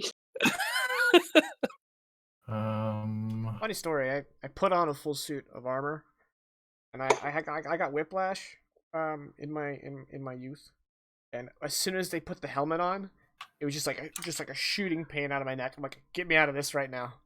It sucked because I really wanted to wear it. It was at Ren Fair. Nice. But as soon as that helmet came down, it just started from my neck and started going down my spine, and it was just like, yeah, that was too much pain. Anyway, back to the game. I applaud people that fought in full sets of armor. Well, they didn't get whiplash as often.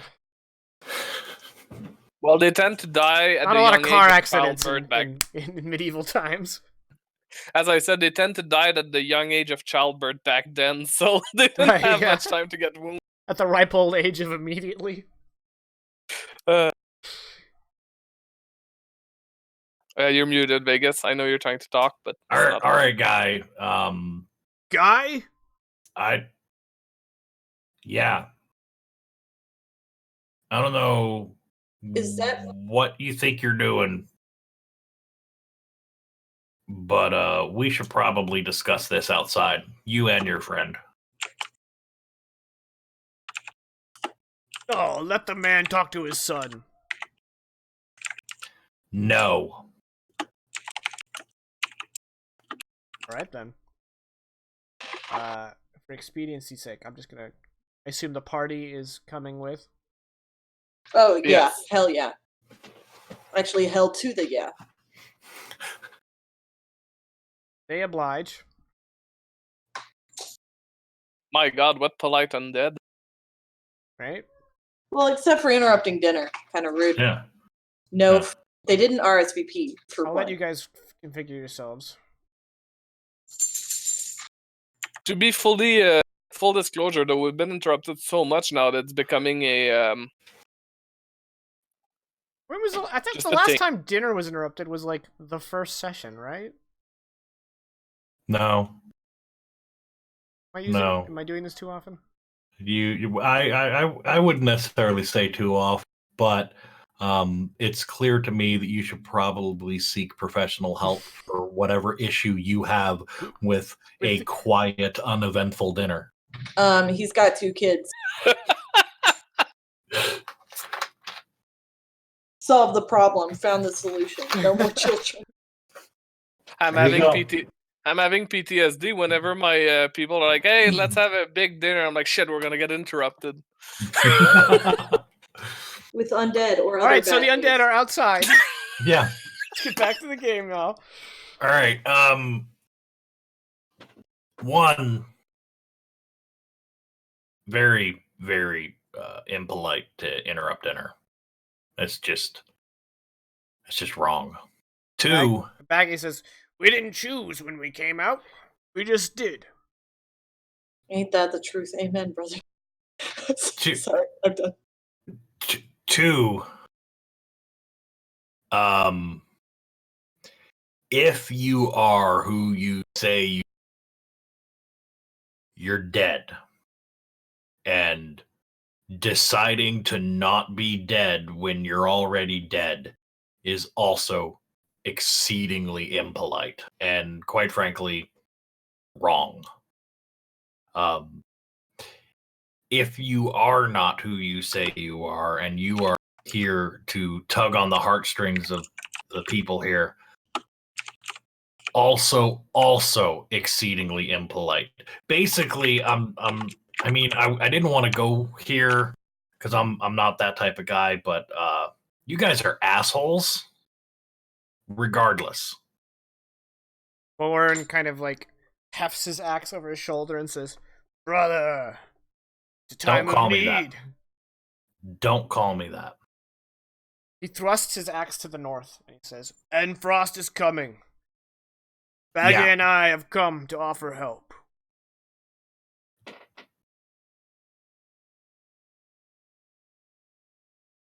And only steel will drive us away. What kind of help? What are we talking about here? What do you think you're gonna do?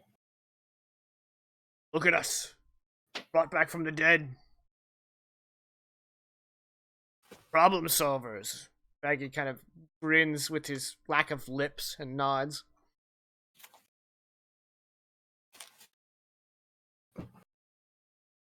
Why is the Fjell folk doing that? Just super briefly on the divine sense, did I get any? I mean, obviously undead. Did I get a sense of evil from them? It doesn't detect alignment, but how often have you met good undead? I've never met undead. Okay, well, they're undead. So there's celestials and then there's fiends. One is a good flavor, one is an evil flavor. Where does this one fall? It falls in the undead. In the undead, okay. Yeah. Just to be fair, I don't think celestial exactly means good all the time. Shh. Or fiend, the opposite. Look, we're talking to Agnar. Empyreans would like to know your location. And that was out of character, by the way, not Hakon won't know any shit about that. Jesus. So Hakon is gonna interrupt you and say, speaking of steel, because he raised his hand and didn't work, so now he doesn't understand the concept of raising hands anymore. Oh, sorry. I was like focused on them and didn't see you, and not because I didn't have Discord up. Yeah. And then Totally. they said, "Hey, what's the giant the giant, the dude doing with his hand?" Oh yeah. I'm so sorry. That was very, very impolite of me. I am also an asshole. Hakan, yes, you had your hand up. Speaking of steel, how did you get past the scouts? Oh no. They look at each other and they say, "Our burrows are nearby. We didn't see any scouts. Though we did have to dispatch some upstart Huskarls." Yeah, so Agnar and probably Kulu would know this. At the beginning of the campaign, we did a boat funeral pyre. That's for like really important people. So like the brother of a jarl would just get a burial mound. Like the family members of important people would have burial mound. Like Baggy had a burial mound, and Bowen had burial mound. This would make them Dragar. Or Draugr, sorry. Draugr, yep. Thanks, Skyrim, for this piece of lore. In Skyrim, weren't they just skeletons? Well, they were undead. I mean, they weren't skeletons. Like, they still had flesh and what. Right. I'm gonna need you to define dispatched when it comes to my Huskarls. What's a few Huskarls? Look, it doesn't matter. We're here to solve your problems. You need anyone killed? Yep. Nope. Yeah? Yep. Point us at them. Brother. If Einar were here, he would take my offer. Einar's not here. You really want to fight me? Me and Maggie? No. I want you two to drag your smelly asses back to your mounds, get comfortable, and stay there. He shakes his head and says, I told you, only steel will drive us away.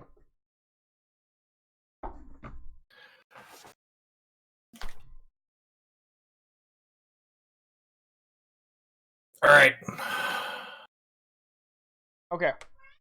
Does that mean we're rolling initiative? Yeah. All right. Yeah. That's what it means. It's 100% what it means. Yeah, no, see, the only way you would be worthy of coming back and helping us is if you came back directly from Hollahides, and that ain't the case here, because that ain't your real. bodies.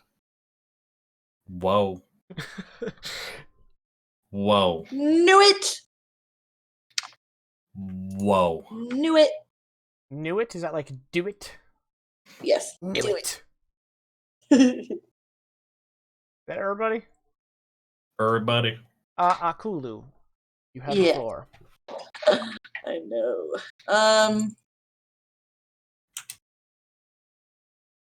I am going. Oh, he's last, so that'll be all right.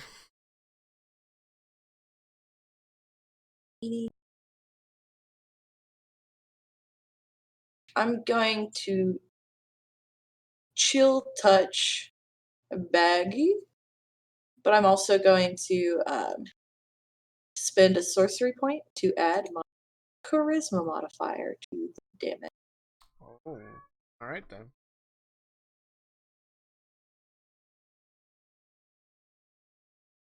While she does that, you found the gift button, but unfortunately, I don't have it set up on the die roll display. Oh, okay. So I had it set up on my everything but die roll, and I had it on die roll, but it had a little line of text. Yeah, I remember. So I turned it off.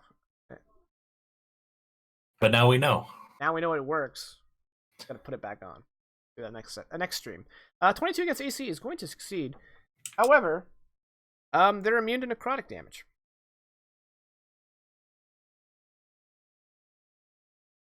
Actually, yeah, I forgot that I can only do that on poison spray. So -5 to that damage, but it's fine because they're immune to it. Right. I was misthinking. But he does have disadvantage on attack rolls against you until the next turn. Yeah, that was why I used that'll it. still happen. All right. Yeah. Lowern is going to march, hefting his great axe right up to Agnar, and then reach out and touch him and say, "You deny me, you shall face a curse unlike any other." Let me cast Bestow Curse on you. Give me a Wisdom saving throw. Oh no, did I teach you that skills? Jicken seemed to like that all right, spell. Well, that's a 22. I think it's a save or so. Yeah, well, you crushed it, obviously. So you resisted the curse. And Agnar, it's your turn. Yeah, nah, dog. Nah, fam. No, I'm not acknowledging him as fam. I'm gonna go ahead and where is it? There we go. Bonus action. Shield of Faith on myself. Okay.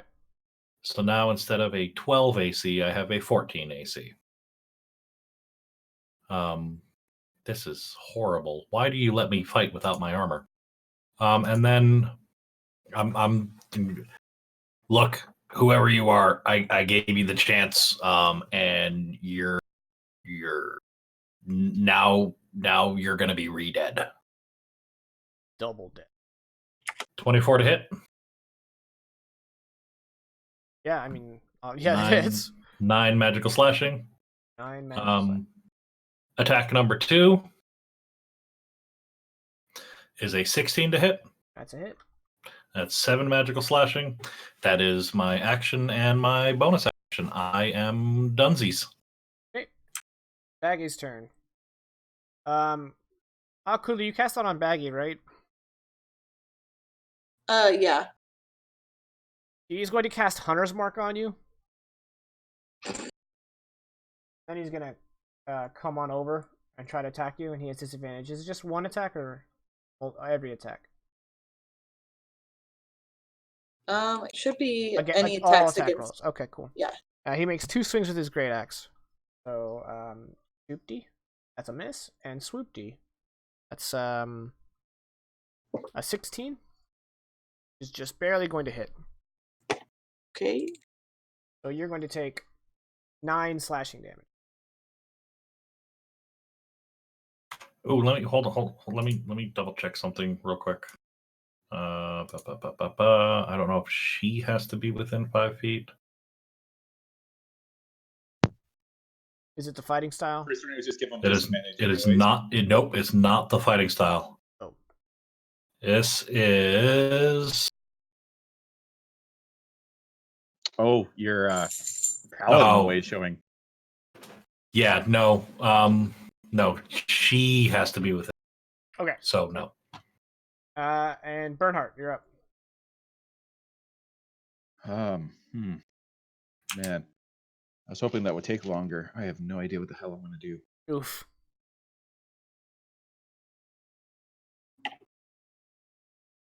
Well, when in doubt, he brings his Ouroboros up to his lips and whispers, "Once you accept Ota, it acts as a shield." And the 3 of them are going to be hit with some aid. You mean the 2 of them? I'm gonna do no, 3 of them. Okay. I forgot, you don't do attack magic. Got it. Yeah, no, I really don't. So I'm going to do fine, I've got it covered.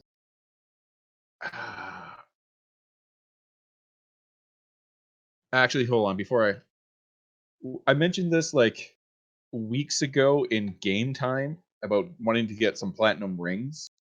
Would we have had time to actually get them? Yes. Okay.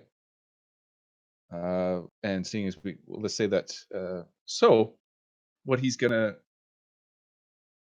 do instead is he's gonna grasp his ring and slowly spin it, saying, "We are all connected by this thread and share in its fate. And I'm actually going to cast a totally different spell. I'm going to cast Warding Bond. And the target is going to be Akulu.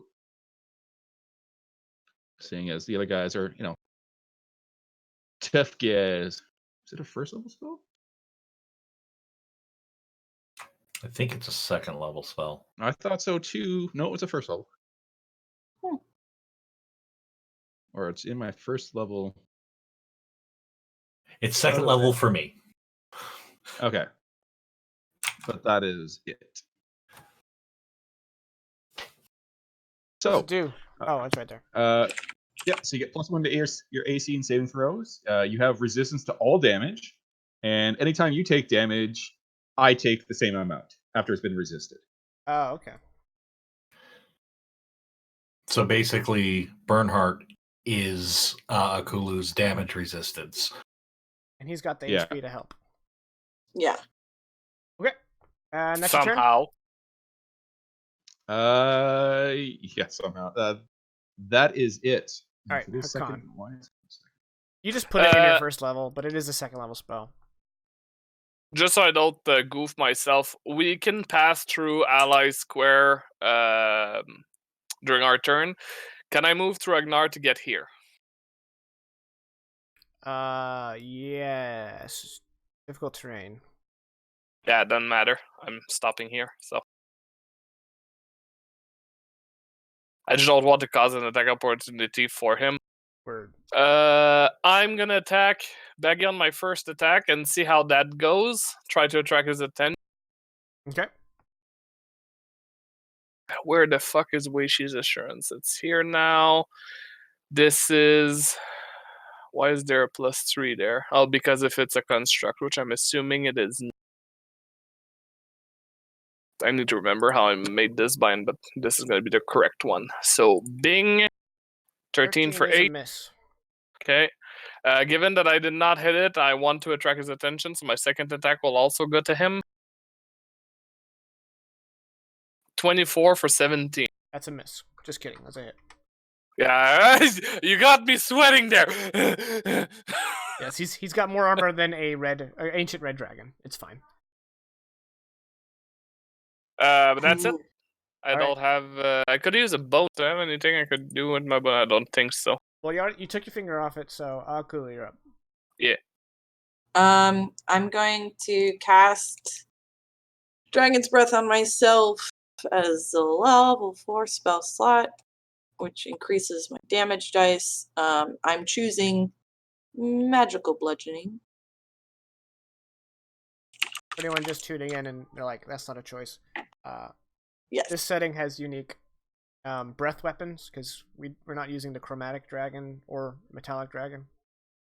So if I magical step here, bludgeoning is wind. Yes. If I step here, I won't hit Hakon, right?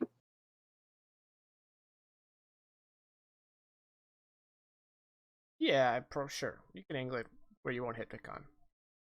If you move one over, it'd be much better, but it's fine. It works there.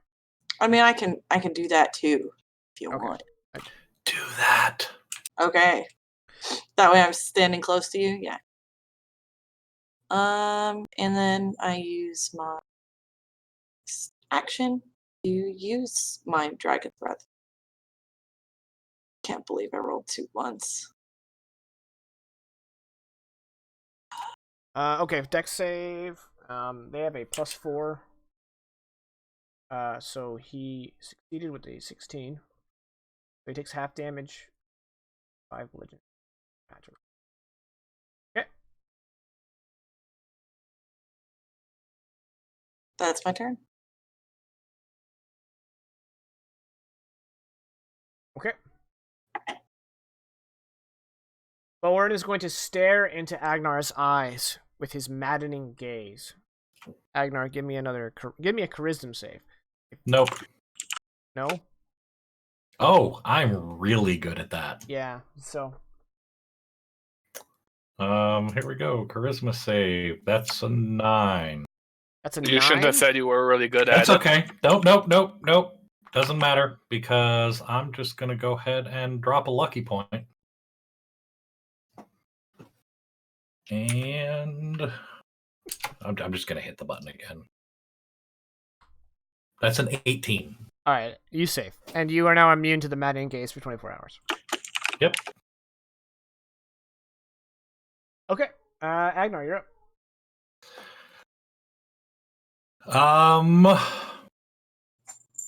All right. That wasn't creepy at all. Stop that. Whatever that was, stop it. And I'm just gonna swing on him. I'm divine smiting. Yeah, I know you are. What level? Oh, I'm dropping a second level on. That's what, 8d8? So no, hold on. It is second level is 3d8 plus 1d8 because he's undead. Times 2 Yep. is 8d8. Yep. Yeah, 8d8. 8d8. 8d8 radiant. Is due. 8d8. That's 45 additional radiant. Okay, he is looking damaged. So what's that? A total of that was 59 damage on that hit. Yeah, you're a paladin. We understand. Yeah. If I was undead, All right. you would almost destroy me. You have one more action. Yeah. I'm gonna swing on him again. Yep. Yeah. Come on, double crit. 14 to hit. A 14 is a miss. I figured He just it would glances off of his chain shirt. Yep. Right. And at the end of your turn, are you done? Yeah. Okay. At the end of your turn, we are going to stop for break. Okay. So when we come back, we will finish this combat and get the aftermath of it. All that. So stick around. We will be back 15 after-ish. And we got another hour, 45 minutes of Endfrost Dire Roll. Thanks for tuning in.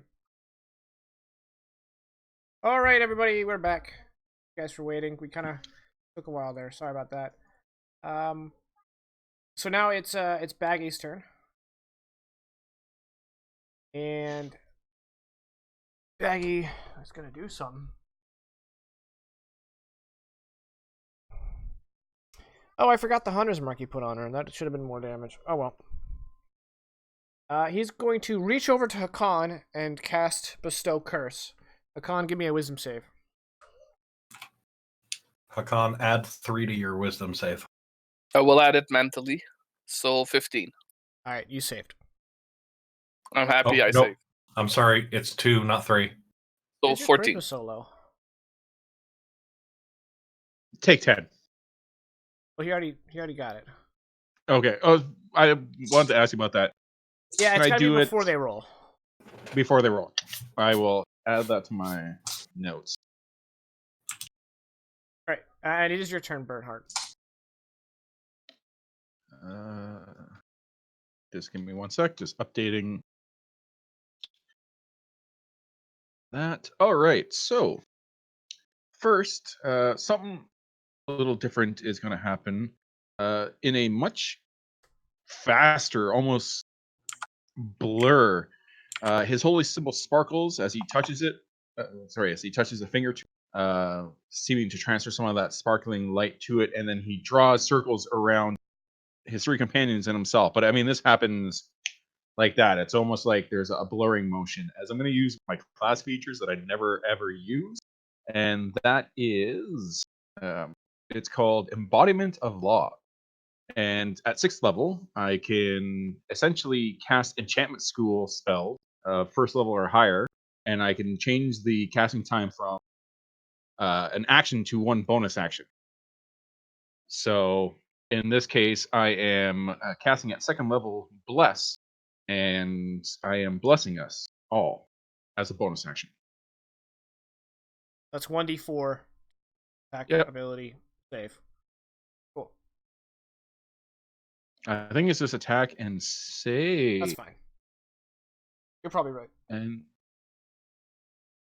then you are right. As my action, I'm going to step forward and I'm going to use the help action to give Agnar advantage on his first attack against Born. And I picture that as this Bernhardt just getting close and then kind of like just start going. So who is this again? Who are you? Why are you here? Why are you attacking? Like he's just asking him this a bunch of questions, and Born's probably just like, wait, what? I like it. All right, Hakan, you're up. Since Baggy is still attacking Kulu, the first attack is going to go to Baggy. Yep. Well, he just tried to curse you, so. Ah, you're right. Well, still, he tried to curse me, so revenge. Revenge slap. For 23 for 14, no reroll. Okay. And since my intention of getting his attention seems to have worked, my other attack was going to go to Born. Oh, that's a miss. 12 is a miss, yes. Okay. Too bad, that was a good... Unfortunately, it's Akulu's turn. I thought she'd be back by now. She's totally gonna breath weapon on Baggy again. Oh. Yeah, that's what I'm gonna do. Oh, hi. Oh, okay. Well, it's your Sorry, turn. y'all were doing combat while I got back, so I was like, guess I'll just wait. I assumed correctly that by the time I got to your turn, you'd be back. Yeah, you were correct in doing that. Totally reasonable. It's breath weapon time. It's breath weapon time. Against Baggy, right? Yep. Well, he saved. Damn. Yeah. So he did a handstand to dodge that. Well, that doesn't make any sense at all, because I use a wind dragon breath weapon, so it knocks over. Yeah. Is that it? Half damage. Yeah. Yeah. Okay, Born, his turn. He is going to shift down. Bernhardt, would you like to reaction slap? I don't have a weapon. You can still slap. Yeah, that's not Bernhardt's style. Okay. He's not. He shifts there, and then just he goose him hard as he walks away. his jaw unhinges, and he unleashes a putrid breath attack on everyone but Baggy and Hakan, and he's unleashing his corpse breath. Everyone, you three make con saves, please. Everybody add 2. And the D4. And the D4.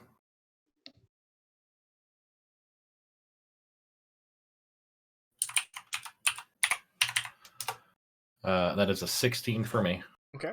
Oh, okay, Akulu. Okay. 28 for Akulu. Actually, it's a 30.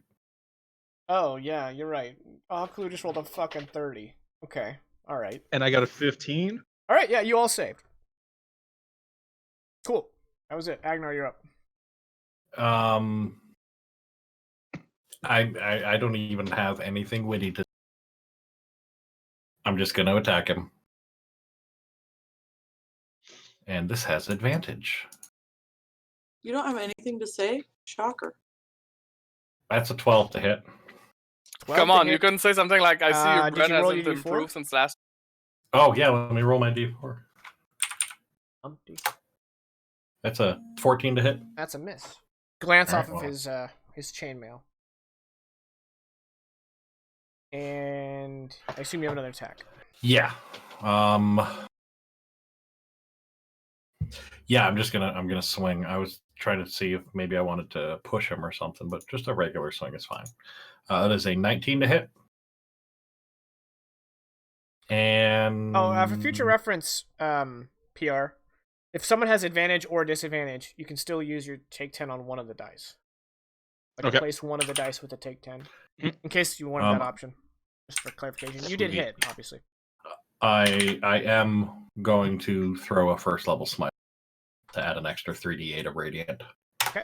That's an Jesus. Yeah, it's an additional 20. Born looks like he's going back to the grave shortly. He is badly wounded. Okay.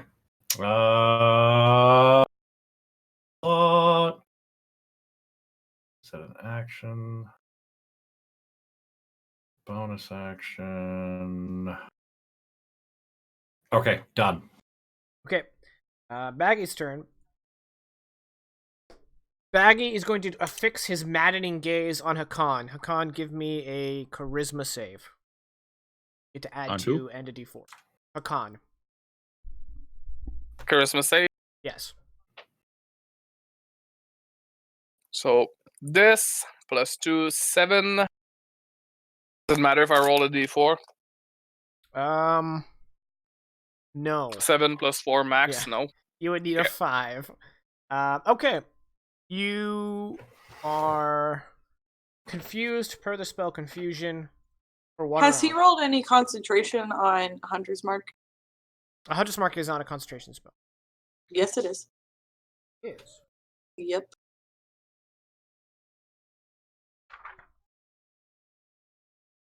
Huh. He drops concentration on Hunter's Mark. Okay. Actually, wait. No, Maddening Gaze isn't a spell. Yeah, he's taking damage though. Oh, you right. Yeah, since I forgot it, he's dropped concentration on Hunter's Mark. How many times can he cast it? Twice a day. Okay, so for his bonus, he's going to cast Hunter's Mark again on Akulu. Okay. And then Bernhardt, you're up.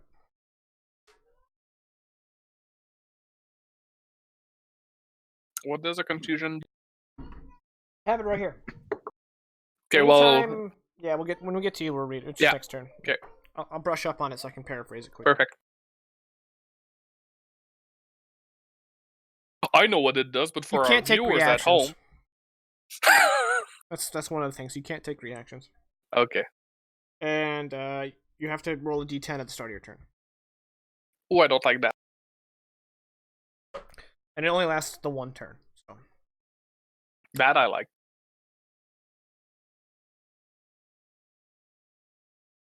Bernhardt, it's your turn. Yeah, I'm still deciding. Ah,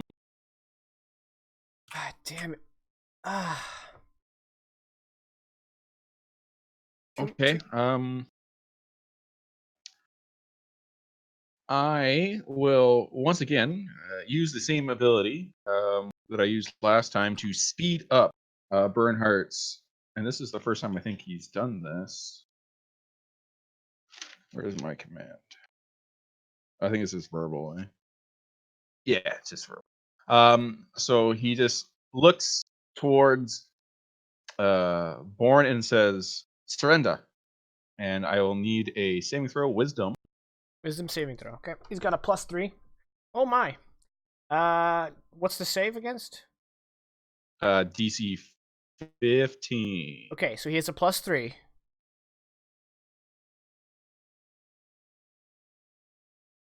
I lied. It's 14. Okay, he's got a +3.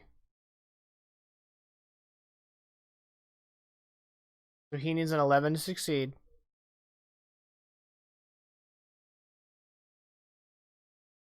Gonna roll it now. Yeah. He succeeded. I was wondering if you wanted to make him take 10. No. Okay. Nope. All right. Okay. So that was his bonus action because I sped it up quickly. So it's just like it's this very quick word. And then he's gonna take the dodge action as he really didn't like foulness coming at him. Yeah, it was rude. Hella rude. Huh. All right. Okay. And that's it. Even that you could brush your teeth. You're up. Okay, you said roll a d10. Because you're dead, Right? Roll a d10. If they can attack us, they can brush their teeth. What does 3 do? A 3. You do not move or take actions this turn. I look Probably pretty. the best one you could roll. It's actually the one that there's like 2 through 6 is that. So I reckon all the other ones are awful. If you rolled a 9 or 10 though, you could just do whatever you want. That's the best one you could roll. All right, so Hakan just stands there confused, and Akulu, it's your turn. Coolio. 15 dex save. Yeah. Oh, okay. He's gonna take the full 20. He's now wounded, damaged, what have you. All of that good, tasty action. And that's it for me. I don't have very many bonus action spells. Boern is going to cast Hunter's Mark on Agnar, and then strike at him with his battle axe. I mean, his great axe. He's moving his Hunter Mark, right? This is the other one. Baggy has Hunter Mark on you. Okay. Boern is casting it on Agnar. All right, so +7. That's going to be a big fat miss. And that's also a big fat miss. The damage you've inflicted on Boern is making it so like hefting his great axe is slow and choppy, and Agnar just kind of moves out of the way 2 times. Doesn't even use his shield, just kind of moves out of the way. And then it's Agnar's turn. Yeah, no, see, you clearly are not my brother. Because I mean, if you were born, he's way better with his axe than you are. You're chump. I almost feel bad doing this, but I really don't feel bad because that's a 25 to hit, and I'm gonna hit you for 13 slashing. So, all right, he is near destruction. Yeah, and now I'm gonna do it again. So it's another 19 to hit you for 6 more damage. All right, that's magical damage too. So you strike him probably with can't the blade resist the blade of your brother once, and then you pull back, and then you lunge right through his clavicle, and he grabs it with his free hand, and he looks down at it, looks up at you, and he just kind of like gurgles and says, "I'll see you soon, brother," and then he bursts into dust. I will quickly close my mouth. Good call. All right. And good there. That's done. Baggy's going to turn his axe to Akulu. Swishy. That's definitely a hit. Hunter's Mark is a D6, correct? Yeah, but correct. Did you roll concentration for the 20 bludgeoning damage? No, let me do that now. So that would be 10, right? Mm-hmm. He is +5 con, so he got an 11. Cool. Yeah, thank you. Anyway. So he hit, and he hits for a whole 8 damage. So you take 4, and I take 4. And then he strikes again. And he hit. And then I gotta make a concentration check. Okay, I'll wait for that before I roll. I also have to make a concentration check. Okay, let's get the concentration checks out of the way, and then you can take some more damage. Okay, you're both fine. And then he swings and hits you for 12 slashing damage. So another 6. Time out. Reaction. She's within 5 feet of me. I take the full 12. All right. Because Paladin. And you guys don't have to make concentration checks again. I don't... One concentration check per round is fine. Okay. And that's a perfect number. Bernhard, you're up. I say we had +2 and a D4 on it, so I mean statistically. Oh yeah, I forgot. Statistically, as long as we rolled a 4 or higher, we were probably pretty good. Yeah, my bad. I finally get to use my paladin thing. Okay. Yeah, right. Just let him paladin. I'm a paladin of the crown. I want to do the crown thing. Okay. All right. Oh man, I still have. Maybe I should have invested in attack spells. Nah. Of course, if I had a weapon, that would definitely help as well.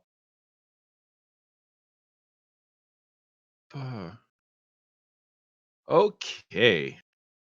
Not really. No one's looking super hurt. I don't have 5th level spells, so I don't know why I clicked on the 5th level slot. Just going to. I think pound hot sand up my ass is what it's looking like. Oh my god. What the fuck? What? Is that a Canadian idiom? What the shit? Yeah, who says that? Yeah, it really is. Not in my you guys like no, it's not in my You guys like don't pin this on me. That's intense. You know, I had a friend in high school who had his own idiom. He used to say "fuck me sideways" with a pogo stick. Yeah. Remind me when we get off stream to tell you mine. I am not saying it all. Even wow. Even though we're mature on Mixer. Yeah. Okay. No, you know what? Might as well. So Bernhardt's gonna turn to Beggy and say, "Surrender." Please? Question mark? Also a command. Yeah. I'm not going to post it because there's a bunch of. So there's a wisdom saving throw. Okay. He has a. And he can take 10. Oh, okay. So he fails. So he surrenders. Cool. Actually, I should have probably posted the command if a creature is immune to the charm condition, is he immune to this? Yeah, he's immune to that. Then never mind. Oh, okay. Yeah, I always get weird with conditions because it's not technically a condition, but sometimes the spell says if he's immune. To okay, so you cast it on him successfully, but he's immune to its effects. It even says it in the spell description. Spell has no effect if the target is undead. Oh, it says the target is undead. Okay. Oh, what? Damn. So he's double. Oh shit! Yeah, it's right there. Okay, I should probably read my fucking spells. Who does that? Who has time for that? Cool. So yeah, So like I said, pound and hot sand.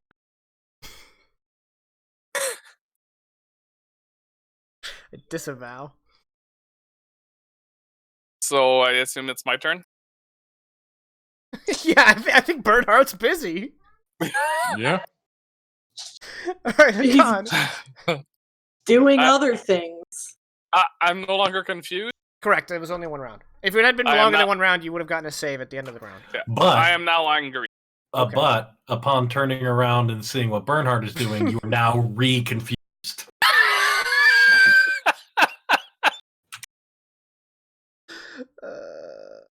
It's like hypnotic.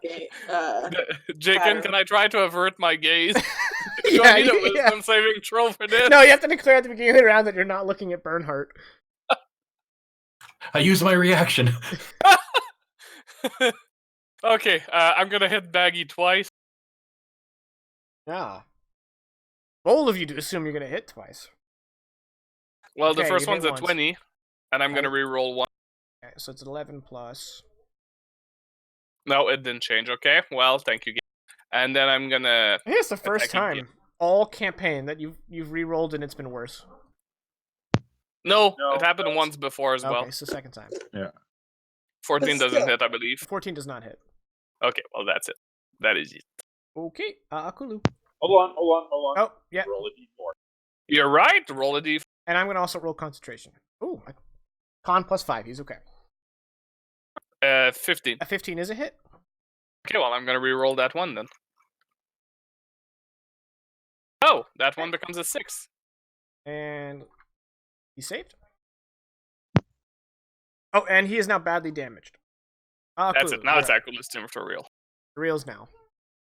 Thank you, by the way, PR. See.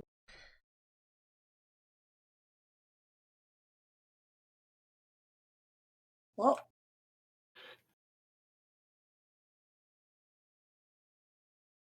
you know the drill, the routine. I do know the drill. He saved. Cool. 9 damage. I said that so confidently, and then as soon as I said it, I was like, "Is half of 18 9?"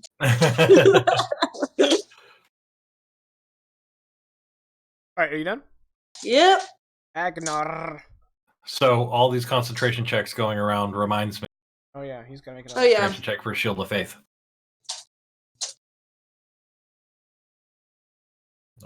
And that is A 9. Oh, but you got blessed, so you're good. yeah. Otherwise, you would have lost it just then. Yep. Yeah, and I'll look over to Baggy, the undead formerly He was actually like that he was like a childhood friend. Like, yeah. So Father of Cabian. yes, the father of Cabian. Yeah. So no. Wait. So I'm killing. I just killed my younger brother. Now I'm killing my best friend. Yeah. That's kind of a dark day. Yeah. Well. That's what we're living in nowadays. That's a hit. I'm gonna go ahead and smite first level on that. Okay. 3d8. It's an additional 11, so 22 total damage. As you strike him with holy, smitingness, he just says "Cabian" and bursts to dust.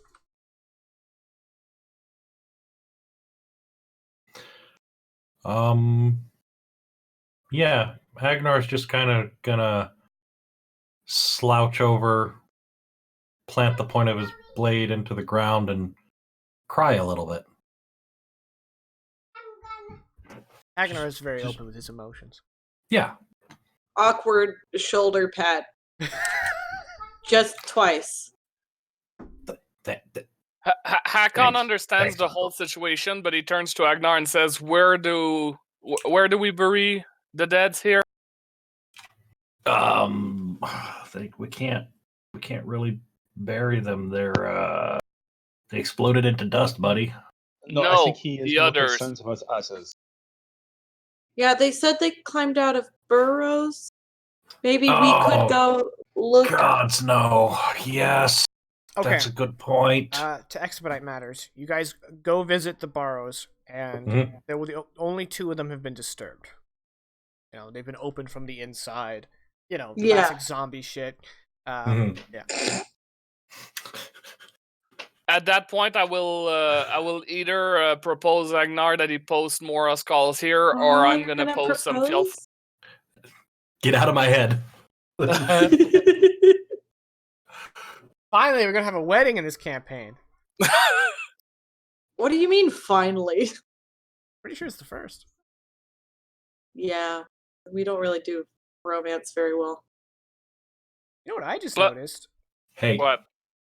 They changed the width of the chat bar, so on my on my stream it's like wrong now. Yep. It's a little skinnier. Why would they do this? Can I extend it? Change it. Yeah. Yeah, you can drag it and A little bit more. Oh, yeah.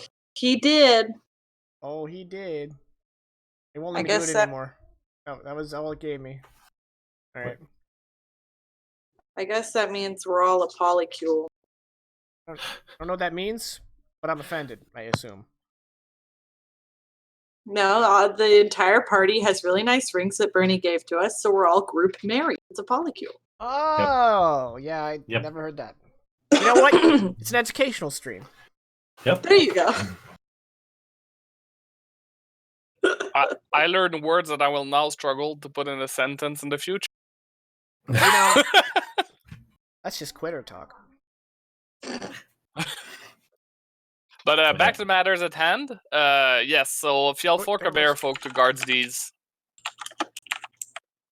buried folks.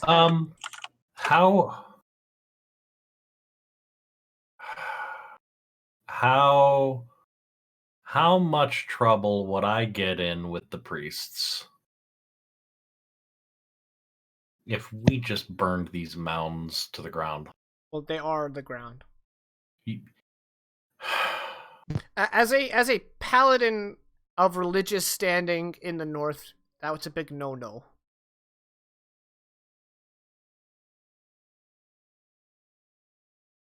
But I'm protecting their bodies. And I'm trying. No, you're right. Yeah, we'll set some guards up.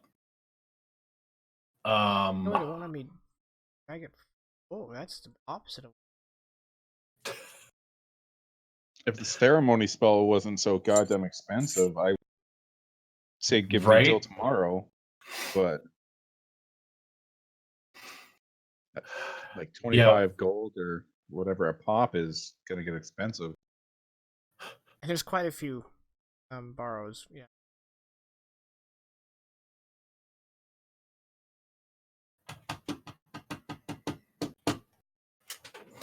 Oh yeah, we'll set guards up in the. I don't know guard on every single one. I need them in the direct vicinity of these, so that if anyone is popping out of them, they can ring the alarm. Yeah, they can ring the alarm, mount the defense. Batten down the hatches. Other things. However, you didn't specify if you wanted Uskarls or Fjellfolk.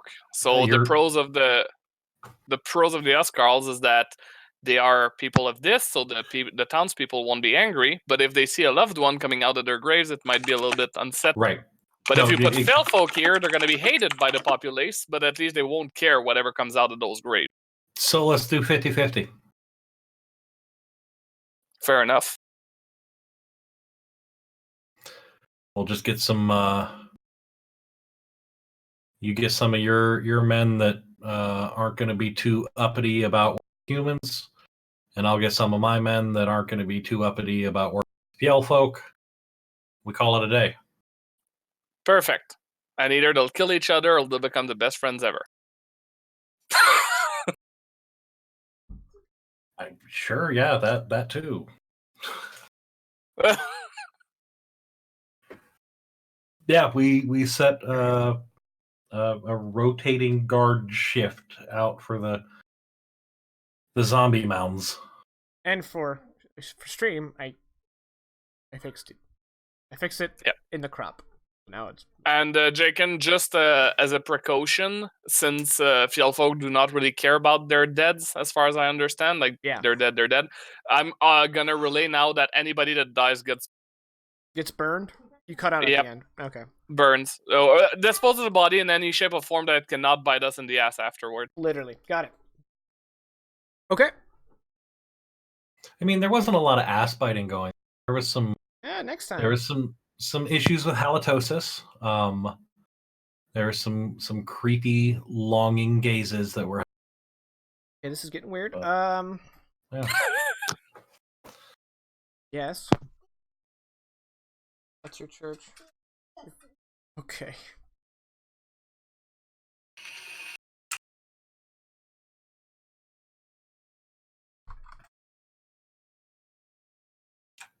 Two days go by. Does anyone want to do anything in those 2 days? Not particularly in my PR Broke Vegas. Oh, is this chat that I'm not privy to? Discord chat that you're not privy to. You'll see it later. And you'll know exactly which one it was.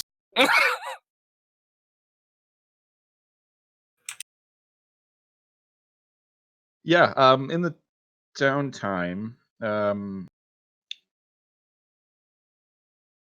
Bernie is going to try to make himself remember talking to the Hierophant. I don't know how we're going to go about that, whether like he's just going to spend like time essentially meditating, I guess. Give me an unskilled int check. Yeah. I'm imagining the clouds forming into a figure, and it looks down on you and says, Simba, remember. Remember who you met. Unfortunately, Bernhardt cannot recall. Cool. That's what he's going to spend like his entire 2 days doing if he's not like needed for something. Okay. Yeah, he got a bullet journal. That's the whole thing. Mm-hmm. So it is the 10th day of the first month of winter. And there's, day of the first month of winter. Nice and snowy. I do have a timeline and calendar note that has the current day. Told. Yep. I also just keep tracks of my notes. Cool. It's about midday. You just finished midday meal, so that I don't interrupt the meal again. And Agnar, a Huskarl, hastily approaches you. This was really nice, guys. Like it's very it's calming. Yeah, like we made it all the way through a meal, no interruptions. Now the meal is over. We'll be able to have a nice lengthy conversation without anyone. Oh, hi, how are you? He says, Regent, a ship approaches. A ship with maroon sails. Mm-hmm. What does that mean? Roll history. Don't make me do that. Roll Can you go play in your room? history. No, don't do that. Actors like animals. That is a 12. A 12 is sufficient. Maroon and gold are the colors, with maroon being the background and gold being the foreground. That's the colors of a very prominent political body in the world known as the Name and Empire. Oh. Okay. All right. What do I know of the Name and Empire? Do I know anything other than prominent political? They're kind of like the central empire of those idiots down south. Yes, and okay. They are the largest and most powerful human nation without contest in the world, in the known world. Oh, good. Yeah. So awesome. Who sent messengers down to the Name and Empire? A couple of years ago, you cut out the whole thing cut out, but I'm just moving on. A couple of years ago, they sent envoys to every nation of the north saying that the emperor has decreed by divine right that he will conquer all human lands, and that your only choice to avert death and calamity is to submit. But you northerners were like, I'm gonna get it, and he never came. Never gonna get it, never gonna get it, never gonna get it, never gonna get it. And of course, they choose this particular moment to come. Well, it's only one ship. Certainly not an invasion. Yeah. So, I mean,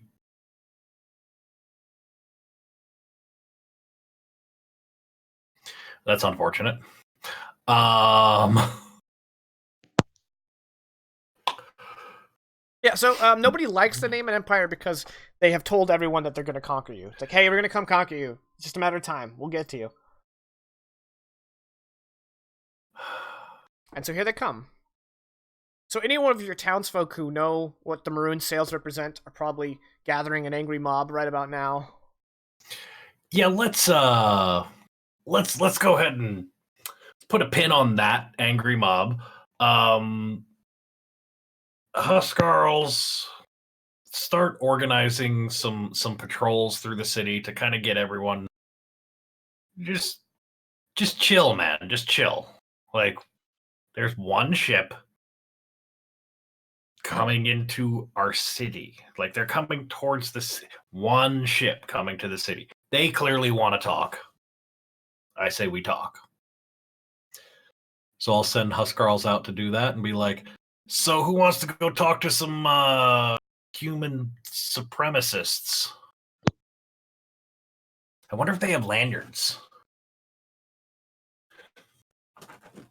Wouldn't they want to talk to the king? Really? Shouldn't we send word to the king? Nah, he's super busy. We got this.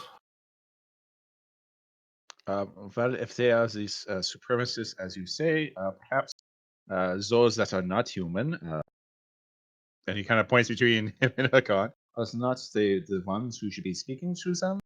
Oh, no. You guys don't have to do any talking, but I definitely want you there so that they understand that they want to come around with this. Oh, humans are so much better than everyone else. Well, they don't. They're not. Though they do have like a human-centric kind of thing. They also are the only nation that have the Dragonborn, so they're not like totally racist. Wait. What's the Dragonborn are part of the Name and Empire. What the hell is a Dragonborn? Well,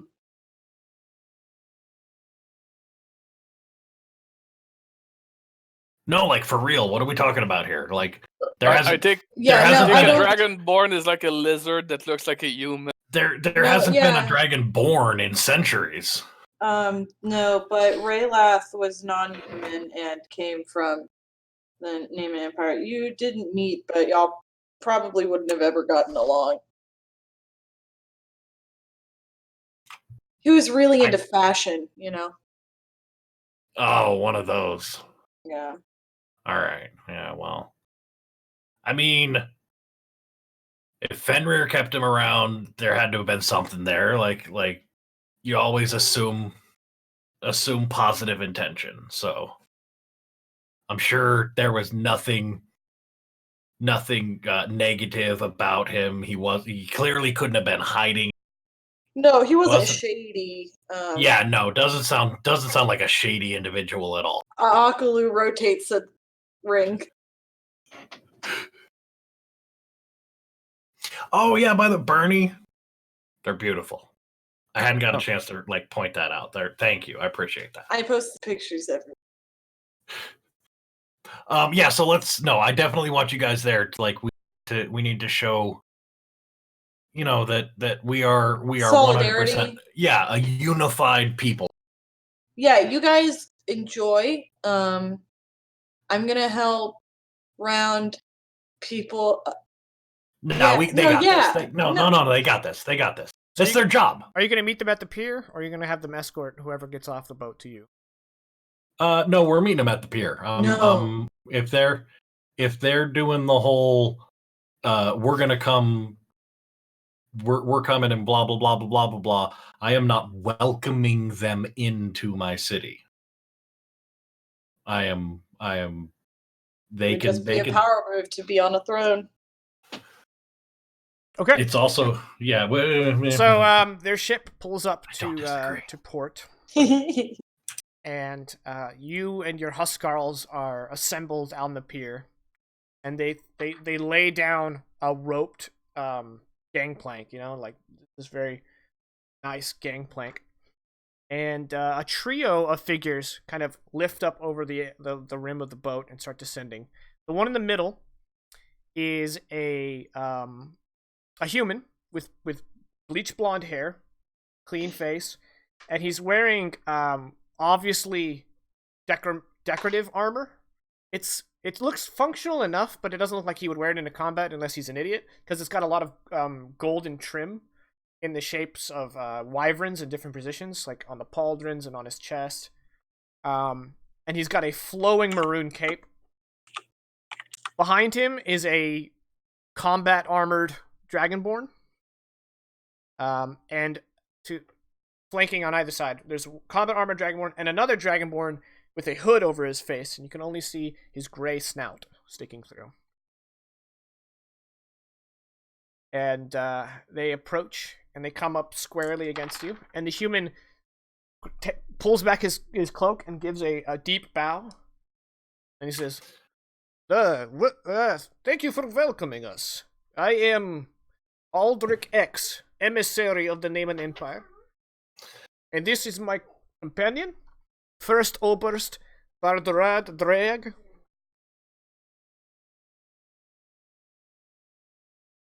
I'm gonna look down and make sure that Bernie's taking notes. First what, by the way? First Oberst. I can type it. Yeah, I mean, as long as there's phonetically there. Hope so.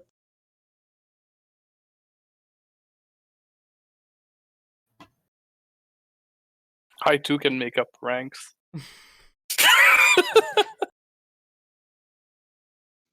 And once Badarad is introduced, he kind of just does like a chest bow.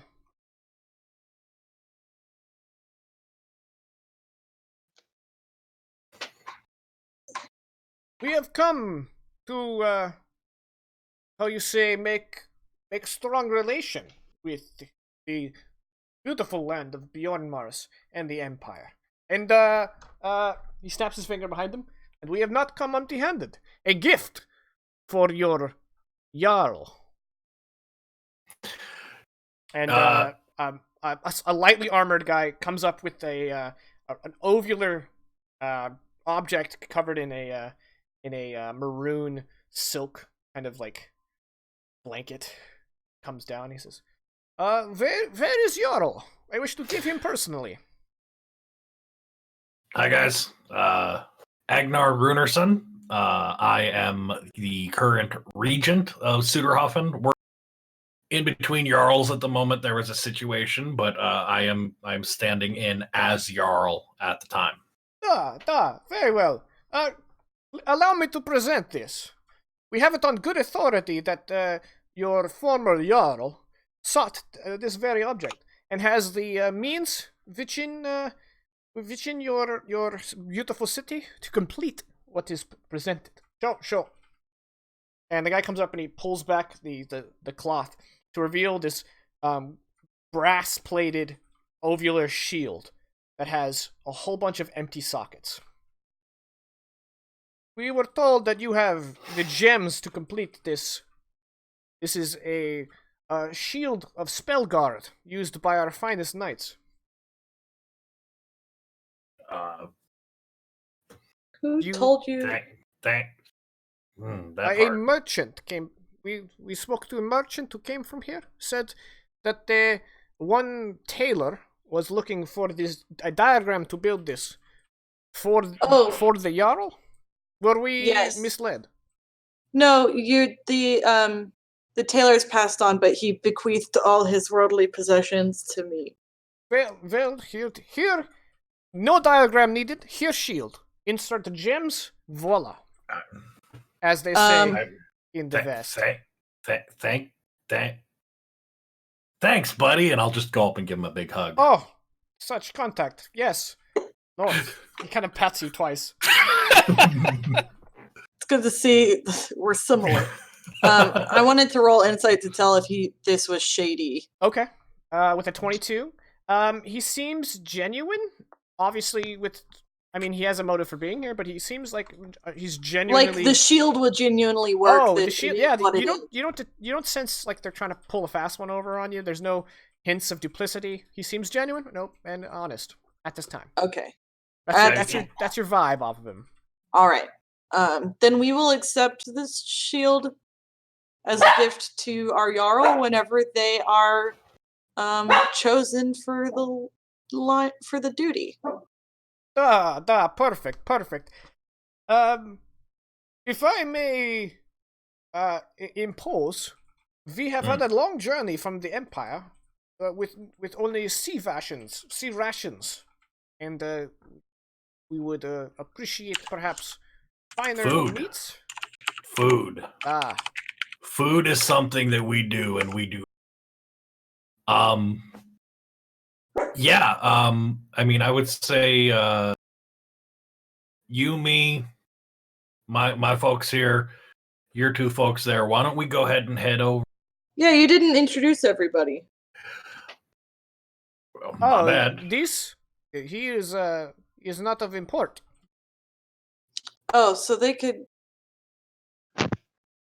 Are we bringing everyone to the ship? No. We're not bringing everyone. But here's the deal. First off, welcome to Suderhoffen.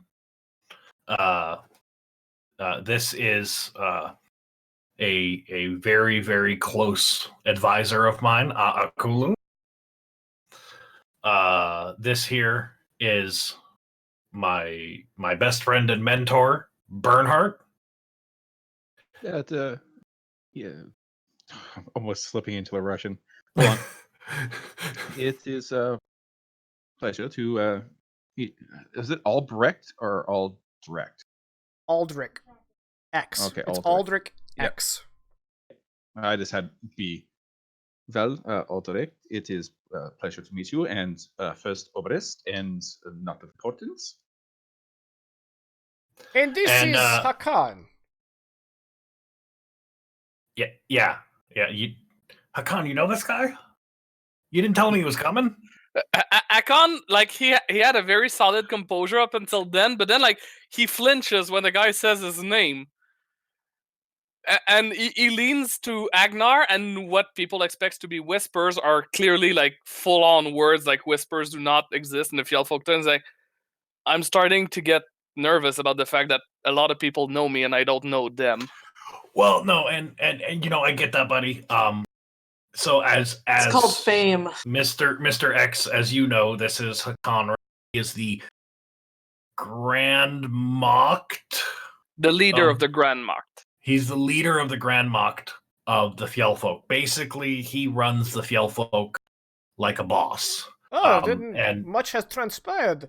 Our contacts and our informants told us that he was simply muscle for Fenrir. We will have to update our records. I don't know who would be so incorrect in their perceptions to have told you that Hakan is simply muscle. Hakan is so blasé. Yeah, that's. And we greet you as equal, leader of the Fjellfolk. So yeah, why don't, like I said, why don't we go grab some food? Have all your men stay here because Of course. I'm gonna be honest with you. My folks here are not happy to see you. He says in Draconic, basically batten down the hatches. Just chillax. Just hold the ship.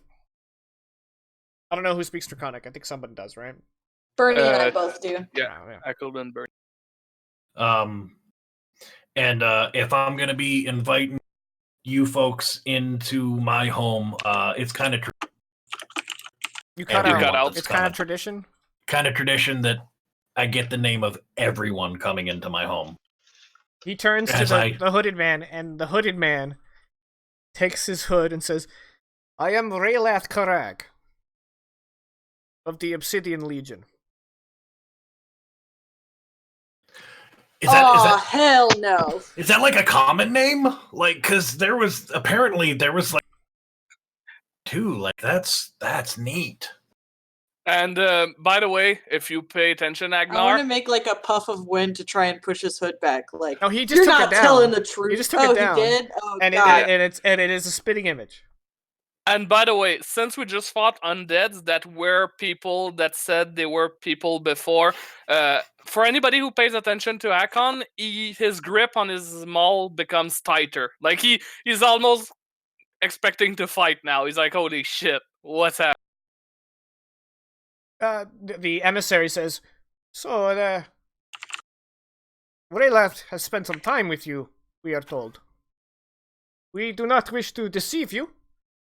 Our great and merciful priests of the one true God brought him back to life, and it is by his words that we have decided to extend a hand of friendship. He wished to remain anonymous, but now he has revealed himself, and so, now you know. And now there are no more secrets, yeah?" And at that point, Agnar just totally engulfs Rayleth in a big hug because he was a friend of Fenrir's. So okay. It's not weird at all. This is the weirdest thing I've ever done in character. We've just killed 2 undead who returned from the grave, and now we're acting like this one is. Oh, he no undead. He is either a liar, brought back alive, or a monster. Divine sense. You don't sense any undead or anything like that. And Raylath, once he's free of the hug, will turn to Alkulu and says, "The last thing I said to you was that I would have to go away. But I have returned."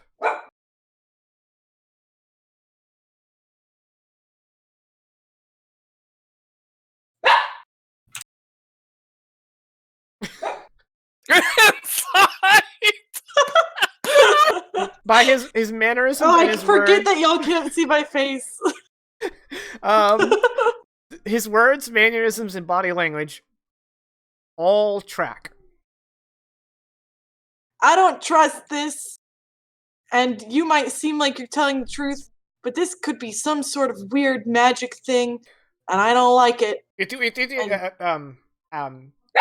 The emissary X says, "It is not magic per se, it is a miracle. The miracle performed through the power of the one God." Unlike Akulu, since I most likely also succeeded in my insight, right? Yeah. Akon relaxes. Okay. But we can talk about this over hot meal. Ironside brought you back? No, they won through God. You see, your gods are all pagan and false. But it is okay. If you wish to convert, I have brought a priest. All of them are false. And this guy's fake. Raylath told us of your blasphemy. Very funny.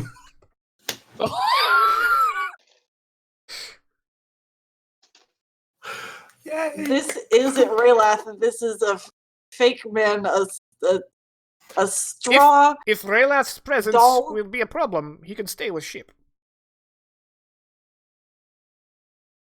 You know what?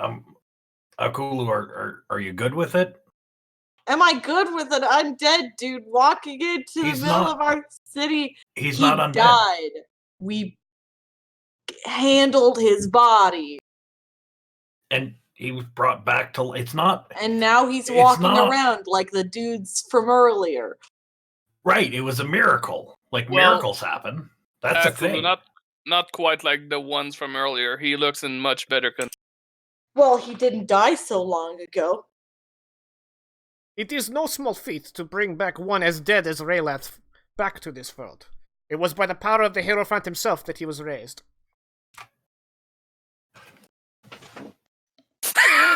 Everyone is like, hello? I'm sorry. I made the same face. The power of whom? The Hierophant. And this is the exact. Your small friend appears to be consumed with. Bernie's been laughing this whole time. Yep. Yeah. Well, I mean, we should definitely talk about the miracle of that and everyone involved. That's something that interests me as a man of faith myself. Very much is of interest to me. Bernhardt here also, I'm sure, has opinions that would be valid in this conversation. But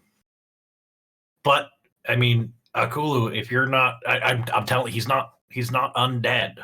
How are y'all so cool with this? You stay on the ship. You stay on the ship. You stay on the ship, Raylath. It's fine. You stay on ship. Yeah, that's fine.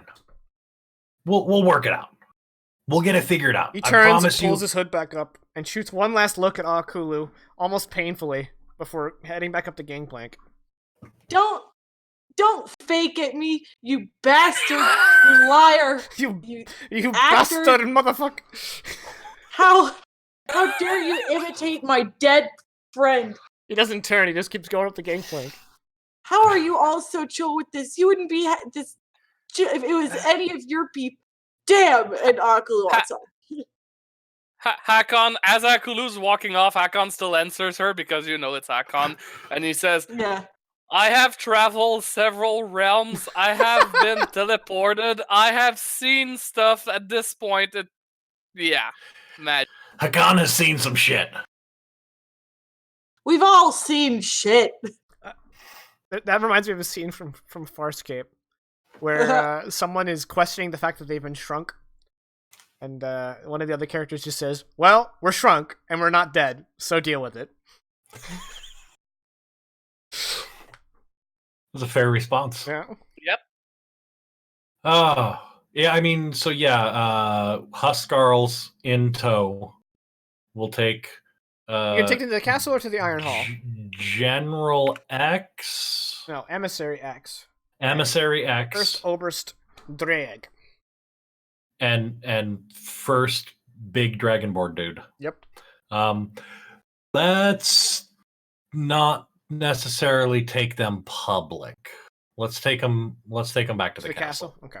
Yeah, where we're in control of everyone around. You guys do notice that that Drag has a sword in his sheath, but he removes the sheath and hands it to one of his guards before leaving the pier. Like, he's going unarmed. And the emissary isn't carrying any weapons. Just that ornate, fancy armor. I'm gonna take the shield and... Hey, Hakon, you wanna...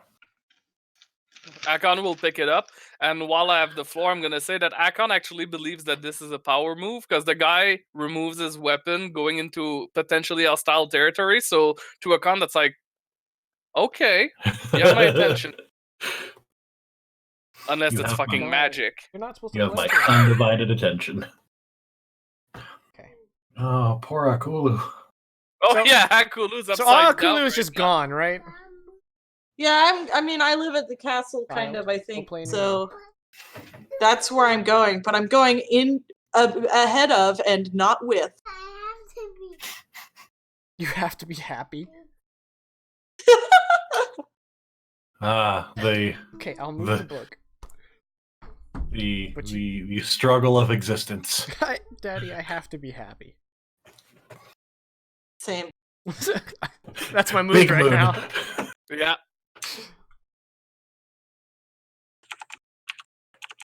All right, so the all of you head to Modi's Bond, and you head to the hall, and you have your servants prepare a meal for your guests.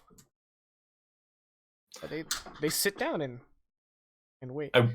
I would like, before we all sit down to eat, to have a moment with Alva and ask her to quietly send some folks down to the docks and keep an eye on them and very specifically, and I'll let her know. Apparently, this Rayleth guy is back, and he's down there with them. We need to get eyes on that because that's supposedly the priests brought him back in a miracle. She mutters as she leaves. Ever since my dad died, the world has gone crazy. Yeah, that you ain't just whistling Dixie, kid. Sometimes it feels that way. And then I will send a servant to Akulu's quarters to berate her mercilessly until she joins us for dinner. You'll hear a thunderclap. Yeah, I was about to say, subtract one servant from your roster. What was that? How did that? There was this scene in Beauty and the Beast.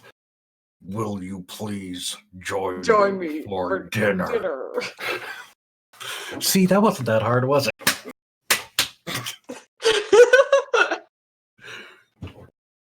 All right. As they sit down and they wait for their meal, they're bringing out ale, and X drinks it, and he goes, I was told that you Northerners have good, strong ale, and I am not disappointed.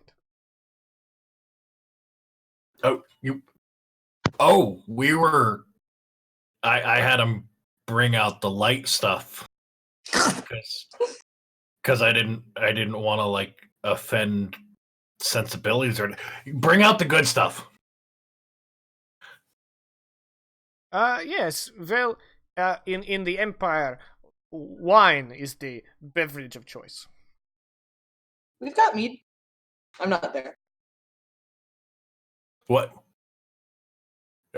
Are Northmen familiar with what wine is? They know what mead is, and mead is a kind of wine. Yeah. Well, but we don't.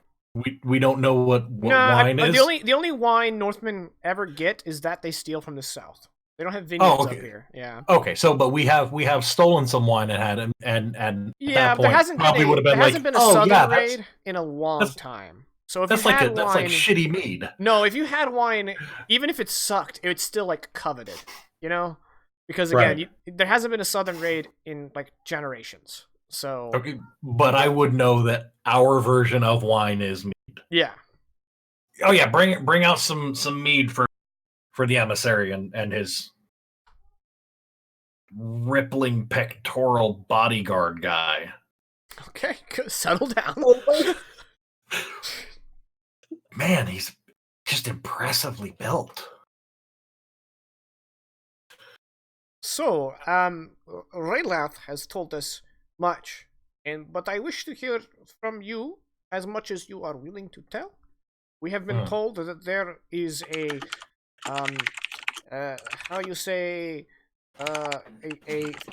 a supernatural threat coming your way. A great army, the Endfrost.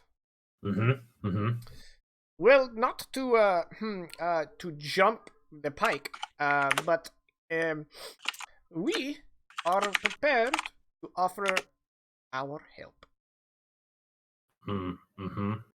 You see, the Naaman Empire is currently engaged in a land war with Lemuria. However, we have an entire army group in reserve, several tens of thousands of soldiers, well equipped, well trained, and blessed by the one true God, that we can dispatch to Sutterhofen immediately.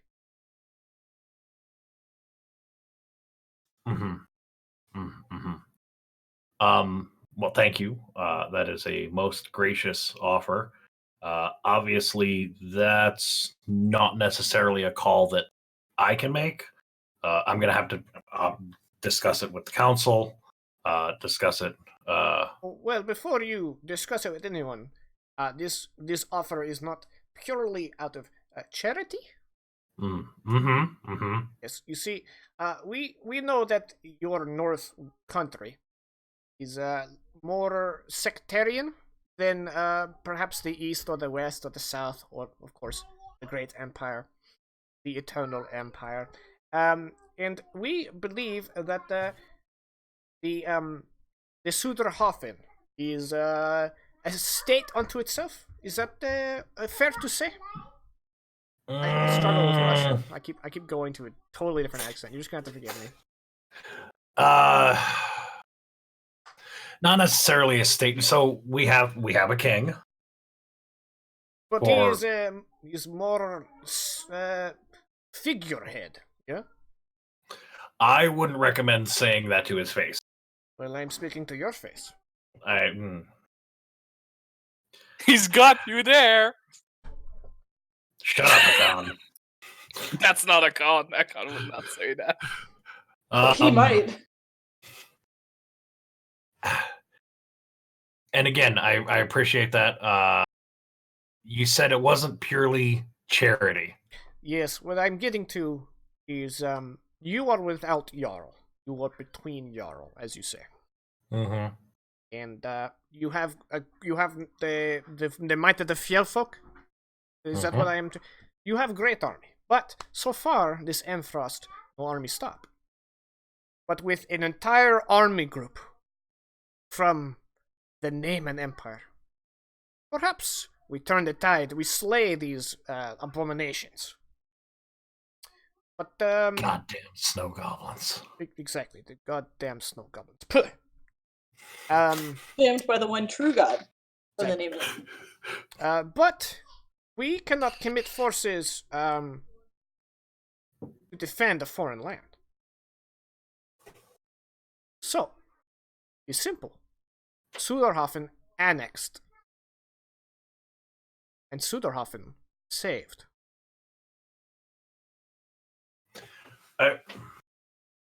I know, it's big ask. I know you are northerners, you are strong. You are independent. And you shall retain title of regent. And you shall govern Suderhofen with the will of the empire behind you. All you need to do is to convert and swear fealty to the empire, and you shall have tens of thousands of the best warriors in the world.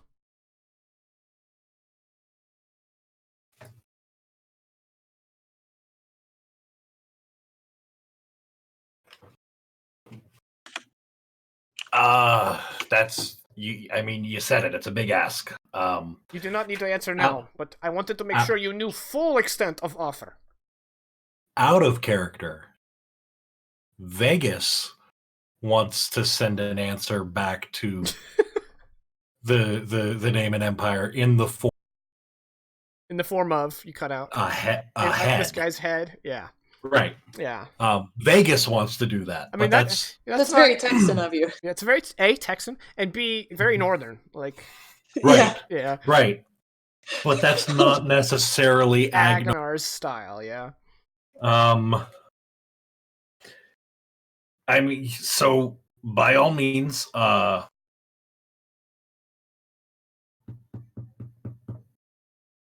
by now the meals are come out, and he goes, this is lovely.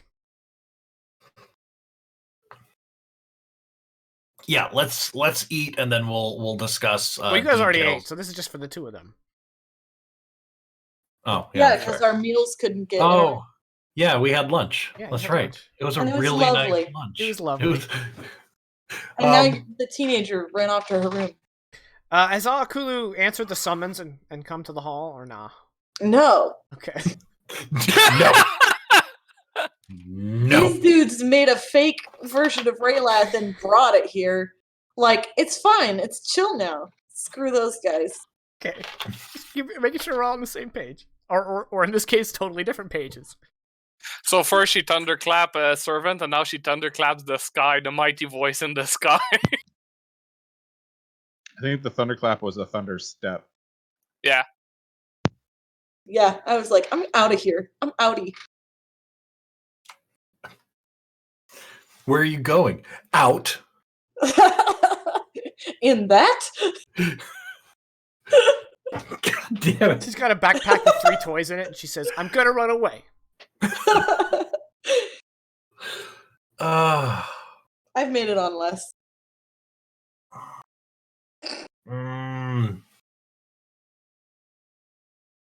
All right. Well, I hope you've enjoyed your meal.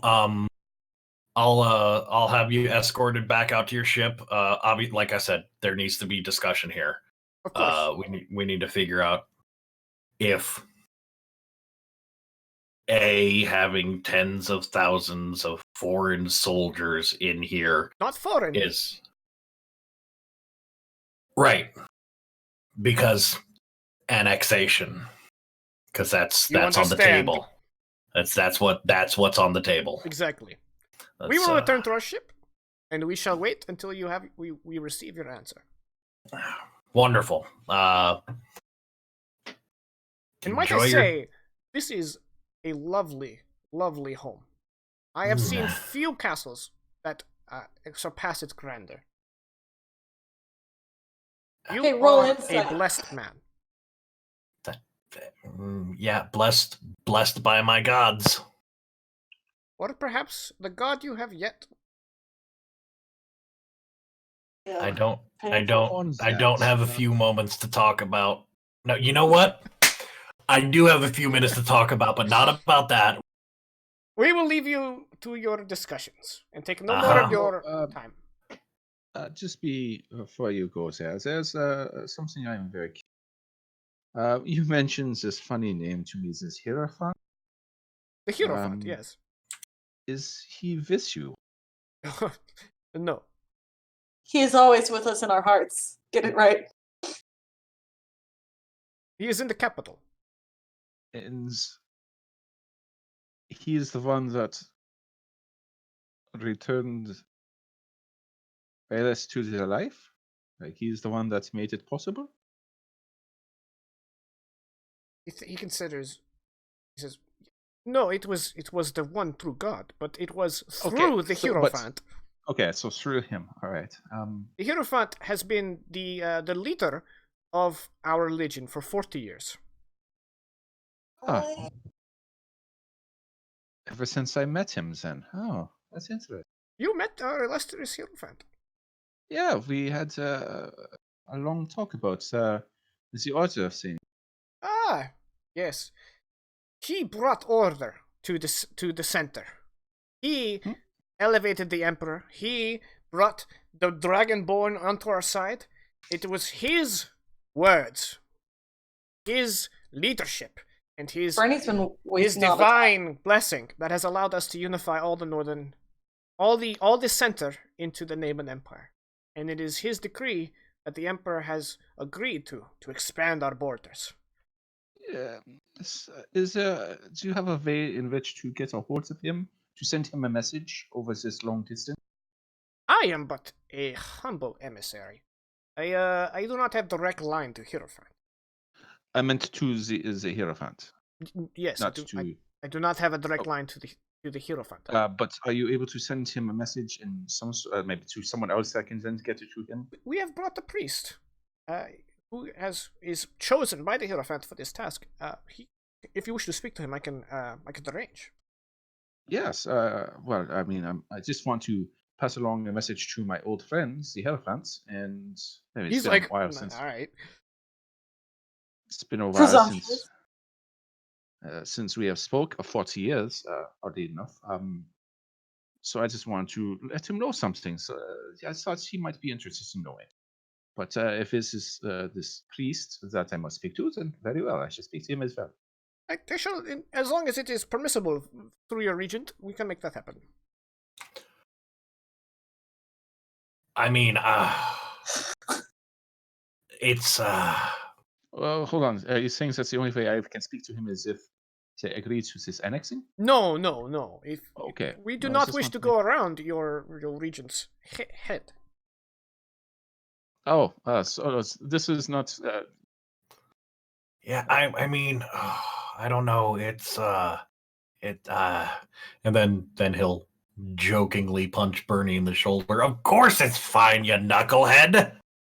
Oh man. The emissary is like, oh, you strange northern people.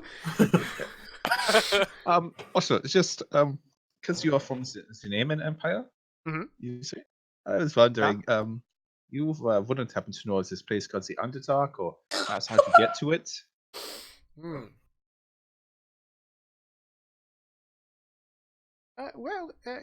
Some time ago, many decades ago, before I was born, in fact, one of the Hierophant's decree was to search for this Underdark.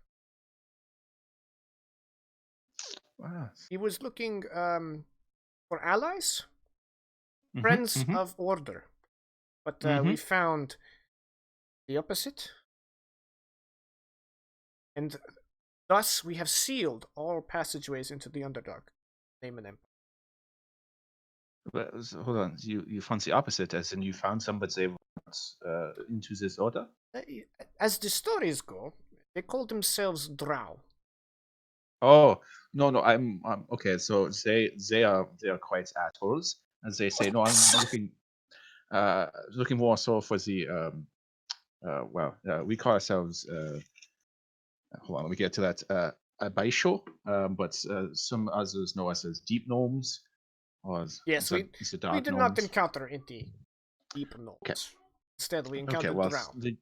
Okay, so Drow, as I said, they are assholes. Yes. On that we agree. It's just interesting. This makes sense though that the Hierophant was looking for allies there because of our talk. Every time you mention, he's just like, "Yeah, okay, whatever, bro." Oh no, it's the priest though. I wish to speak to him so that we can see the message. I shall arrange it. Okay, thank you. Well, I mean, you guys are heading back to the ship now. Bernie, Hakan, you wanna head down there and have a chat now? I mean, I'm good with it. You good with it, X? I'm good with it. Greg is kind of like, Greg says fine, let's go. Oh, wonderful. So excited. Also, it's also nice to know that you did find the Underdark. And you can see like there's a little bit of happiness, but also this like fuck, it's on an entirely different. Awesome. All right. So we're splitting the party. Cool. Party's already split. Characters start with A. What are y'all doing? I Thunder stepped outside, so I'm just going for a long walk. I'm gonna catch back up with the fam. Okay. And kind of fill them in on what's going on, and my gut reaction was to send this guy's head back. And Alva was like, as you do. Right. That's what you do. But we're playing a little bit of a tricky game here, and we can't necessarily afford a war on two fronts, so I'm trying to figure out. Obviously, we need to get everyone's opinion on this. If it is the will of the people, if it is the will of the Barrow then it's what we do. I have no doubt that it's not going. They're going to say no. Send his head back. Alva says it would be trading one threat of tyranny for an assured one. Right. Though we could use those troops. Right. They seem pretty set on annexation. And that's not something. I mean, even if it's something that we as a people here in Suderhofen decide, just go with me here. Something that we decide that, okay, that's what we're going to do. That's not something that I can do to the king. So I would be leaving. I will alert the Thanes to the situation. Yeah, let's get them here. Let's get Jolly is still abroad. Then you'll vote in his stead. Okay. I'm pretty confident we would vote the same. Head thing. But anyway. Yeah. Yeah. Make it happen. I appreciate you. I have to go do some pretty deep thinking. And then I'm going to go and pray harder than I've ever prayed before. Okay. Akulu. Yes. Roll perception. Oh.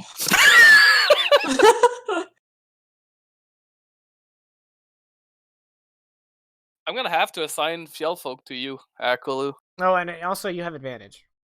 They can try. 14. Okay. You notice you're being followed by someone who wants you to notice that you're being followed by him. Oh, that sucks.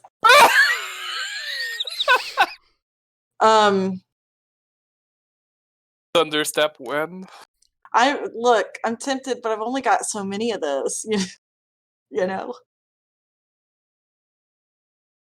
Have fun. How?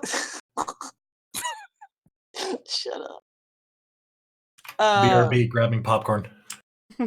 How far away is my pursuer? Maybe 30 steps. 30 steps? Yeah, so like 15 feet. Oh. Damn.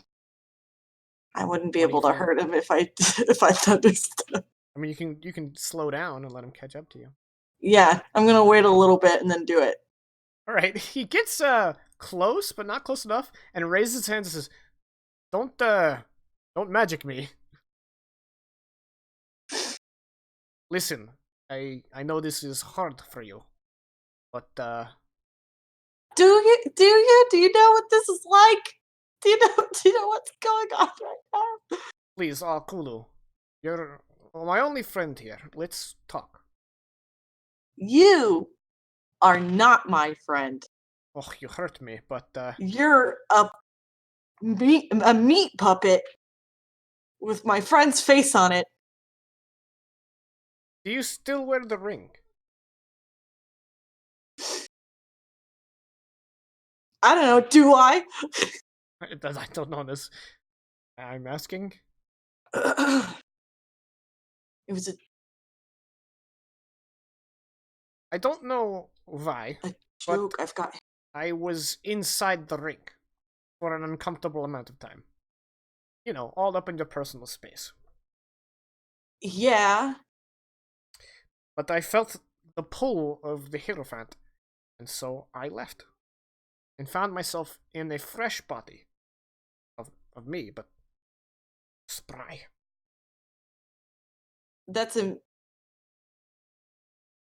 I don't believe you. Look, I've seen a lot of stuff, but how many times did I say that your friends, I know you do not believe in them, but I said you are all worshipping the wrong gods. My god brought me back. Proof of his power. But I'm not here to convert you. I know that's a fool's errand, but instead, let's just assume magic did it. Magic brought Raylath back to life. And unfortunately, I was there, and you were here. And, listen. I was not honest. Can we speak somewhere private? I don't have private. Like, there's. Sure. Well, who's using my old tailor shop? I don't know. I don't know if someone rented it out. I didn't go check on it. Oh my god, you heard me say that you bequeathed all your royalty. Oh, I'm gonna throw up. Well, I mean, as the giants say, that tracks. Oh my god, don't start speaking, giant. I can't handle this right now. Let's go somewhere where we can have a drink. How about that one? Yes. Let's go see Tiad. That scaly bastard. You're a scaly bastard, Jesus. I am. Let's go. Alright, so you guys go to the Iron Hall. And Tiad sees you guys enter and just looks at Raylots like, And then it's like, yeah, my old friend. Oh, thought he was dead. That's weird. He is dead. He's dead, and this is a fake. Let's leave us alone, Tiad. I'll give you free booze later. Wow, just drop bombshells on me and then dismiss me. What am I? Set dressing? Out of here.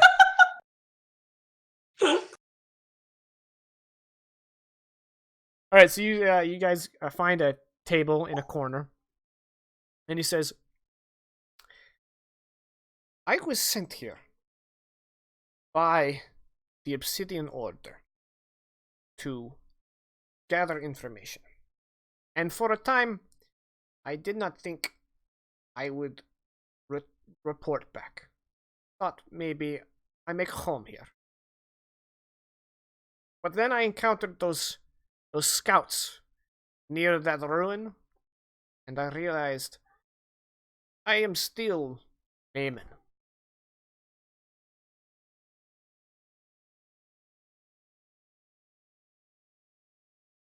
I never wished to. No, I did absolutely wish to deceive all of you, but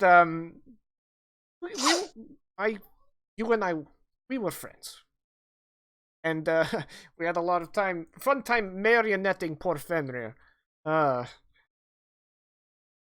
He quit when you died. Like, well, that's unfortunate. I know you had aims for him.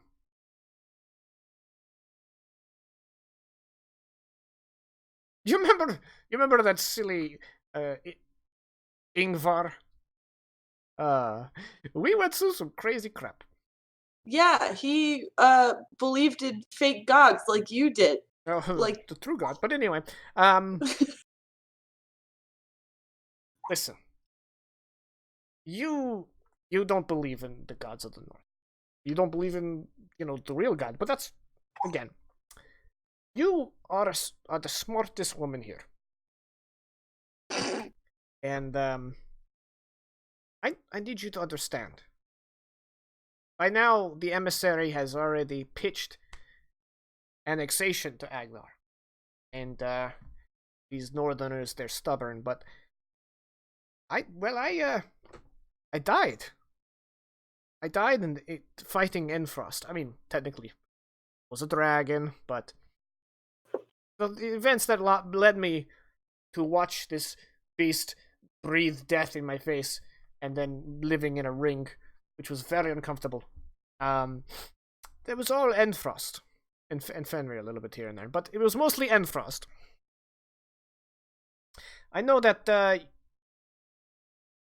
even with the Fjellfolk, which is crazy. How did that happen? Anyway. That's quite a story, but you left before that, so... Well, technically, I witnessed most of it through you, but it's still crazy, you know what I mean? Anyway, so I'm brought up to speed on that, but you need the Naaman. You need divinity on your side. And tens of thousands of amazing warriors wouldn't hurt. Well, if I'm assuming these amazing warriors were better at fighting and surviving than you were, or you died. Duh. Well, they're not. The Bearfolk aren't going to accept an annexation. And I take a big gulp of ale. And that's just no. Make them accept what? A total loss of their freedom. For what? One dude who claims to come back from the dead? You are believing propaganda. Naaman Empire is not some rigid tyranny. I don't know anything about the Naaman Empire. Propaganda would be more than I know about. Well, then let me educate you. I do not trust you. In Naaman, all peoples are their best people.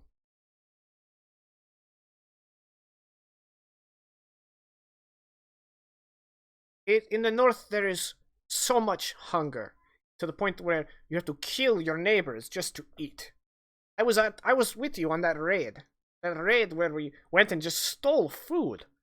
You know how insane that is in Naaman? In Naaman, everyone's bellies are full. Our peasants are fat.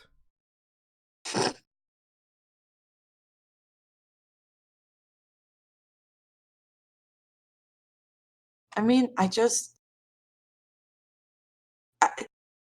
if your emissary isn't already headless, isn't already headless and headed back to the Naaman Empire right now, which is thank you, is highly likely,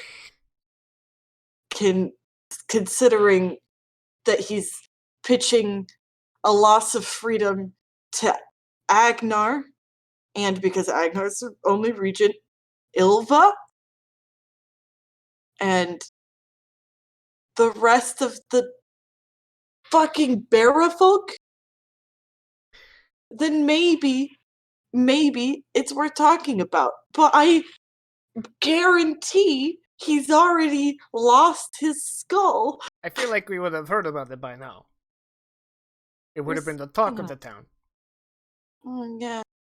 They would be very, very happy about it and probably come here for drinks. But it's probably going to happen. But and if it doesn't... Yet. And if you speak to Agnar, who I do not know, but he looks like a stand-up gentleman, maybe you can convince him that this is not only the only way to stop Endfrost, but it is the best future for Sutterhafen and all of the North, really. This is wigging me out, man. Just sacrifice that autonomy that you use to kill each other with for order and peace. Ah, order. Now you're sounding like Bernard, but at least he doesn't misconstrue order and... You know, I like this Bernhard. He reminds me a lot of our priests, only shorter. Yeah, are your priests... Actually, that's a good question. Do your priests... No, I'm not acting like this is normal. This isn't normal. You being here, that's not normal. Well, you've let me talk this far, which means part of you is listening. I have to go before one of the Huskaras finds me and I get killed again. Can I have my ring back? It was very handy. I watched you die, and I went through your pockets, and I prepared your body. You can take your fucking ring, okay? I see. We just like throw it at him like he just called off an engagement. Yeah. Okay. Yeah. If this is all you care about, you came back from the dead so you can get your stupid ring back. Fine. He looks at it and he looks at you and he says, "I came back from the dead to save you." And he puts it back on the table. He says, "I hope you understand. I know this is not in your wheelhouse. If you follow my logic through, you will see that it tracks. I leave you to it now." Speak, giant. And he disappears amongst the patrons. I'm gonna sit for a while and keep refilling my glass out of an alchemist jug until someone points out that that's kind of like theft. Yeah, so as you're sitting there drinking, you just hear above you, "Wait, so he really was a spy? Whoa." Yeah, me too, Tiad. You want some? Hell yeah. He literally just drops the tankard on the table. Hit me. Alright, I don't think we have enough time to cut to Bernhardt and Hakan. But let's go ahead and cut to Bernhardt and Hakan, and maybe we can find a good stopping point and then come back to it. Or we can stop now. It's up to you. You want to stop now? You think this is a good I don't want point? the session to stop ever, but... I don't know what that means, Bernhardt. Stop now would probably be the best. Okay. Shit's probably gonna get real. Oh yeah, no, shit's gonna get real, which is sad, because, like, please keep the session going! But yeah, stopping now seems like the best option here. That was intense from an outsider point of view. I'm like, oh damn. Yeah. I don't like having the NPC a PC, but he has gone through some life changes, so. Mm-hmm. Okay. Well, everyone, that's going to be the session. I hope you guys enjoyed it. Not a lot of combat, but a whole lot of intrigue.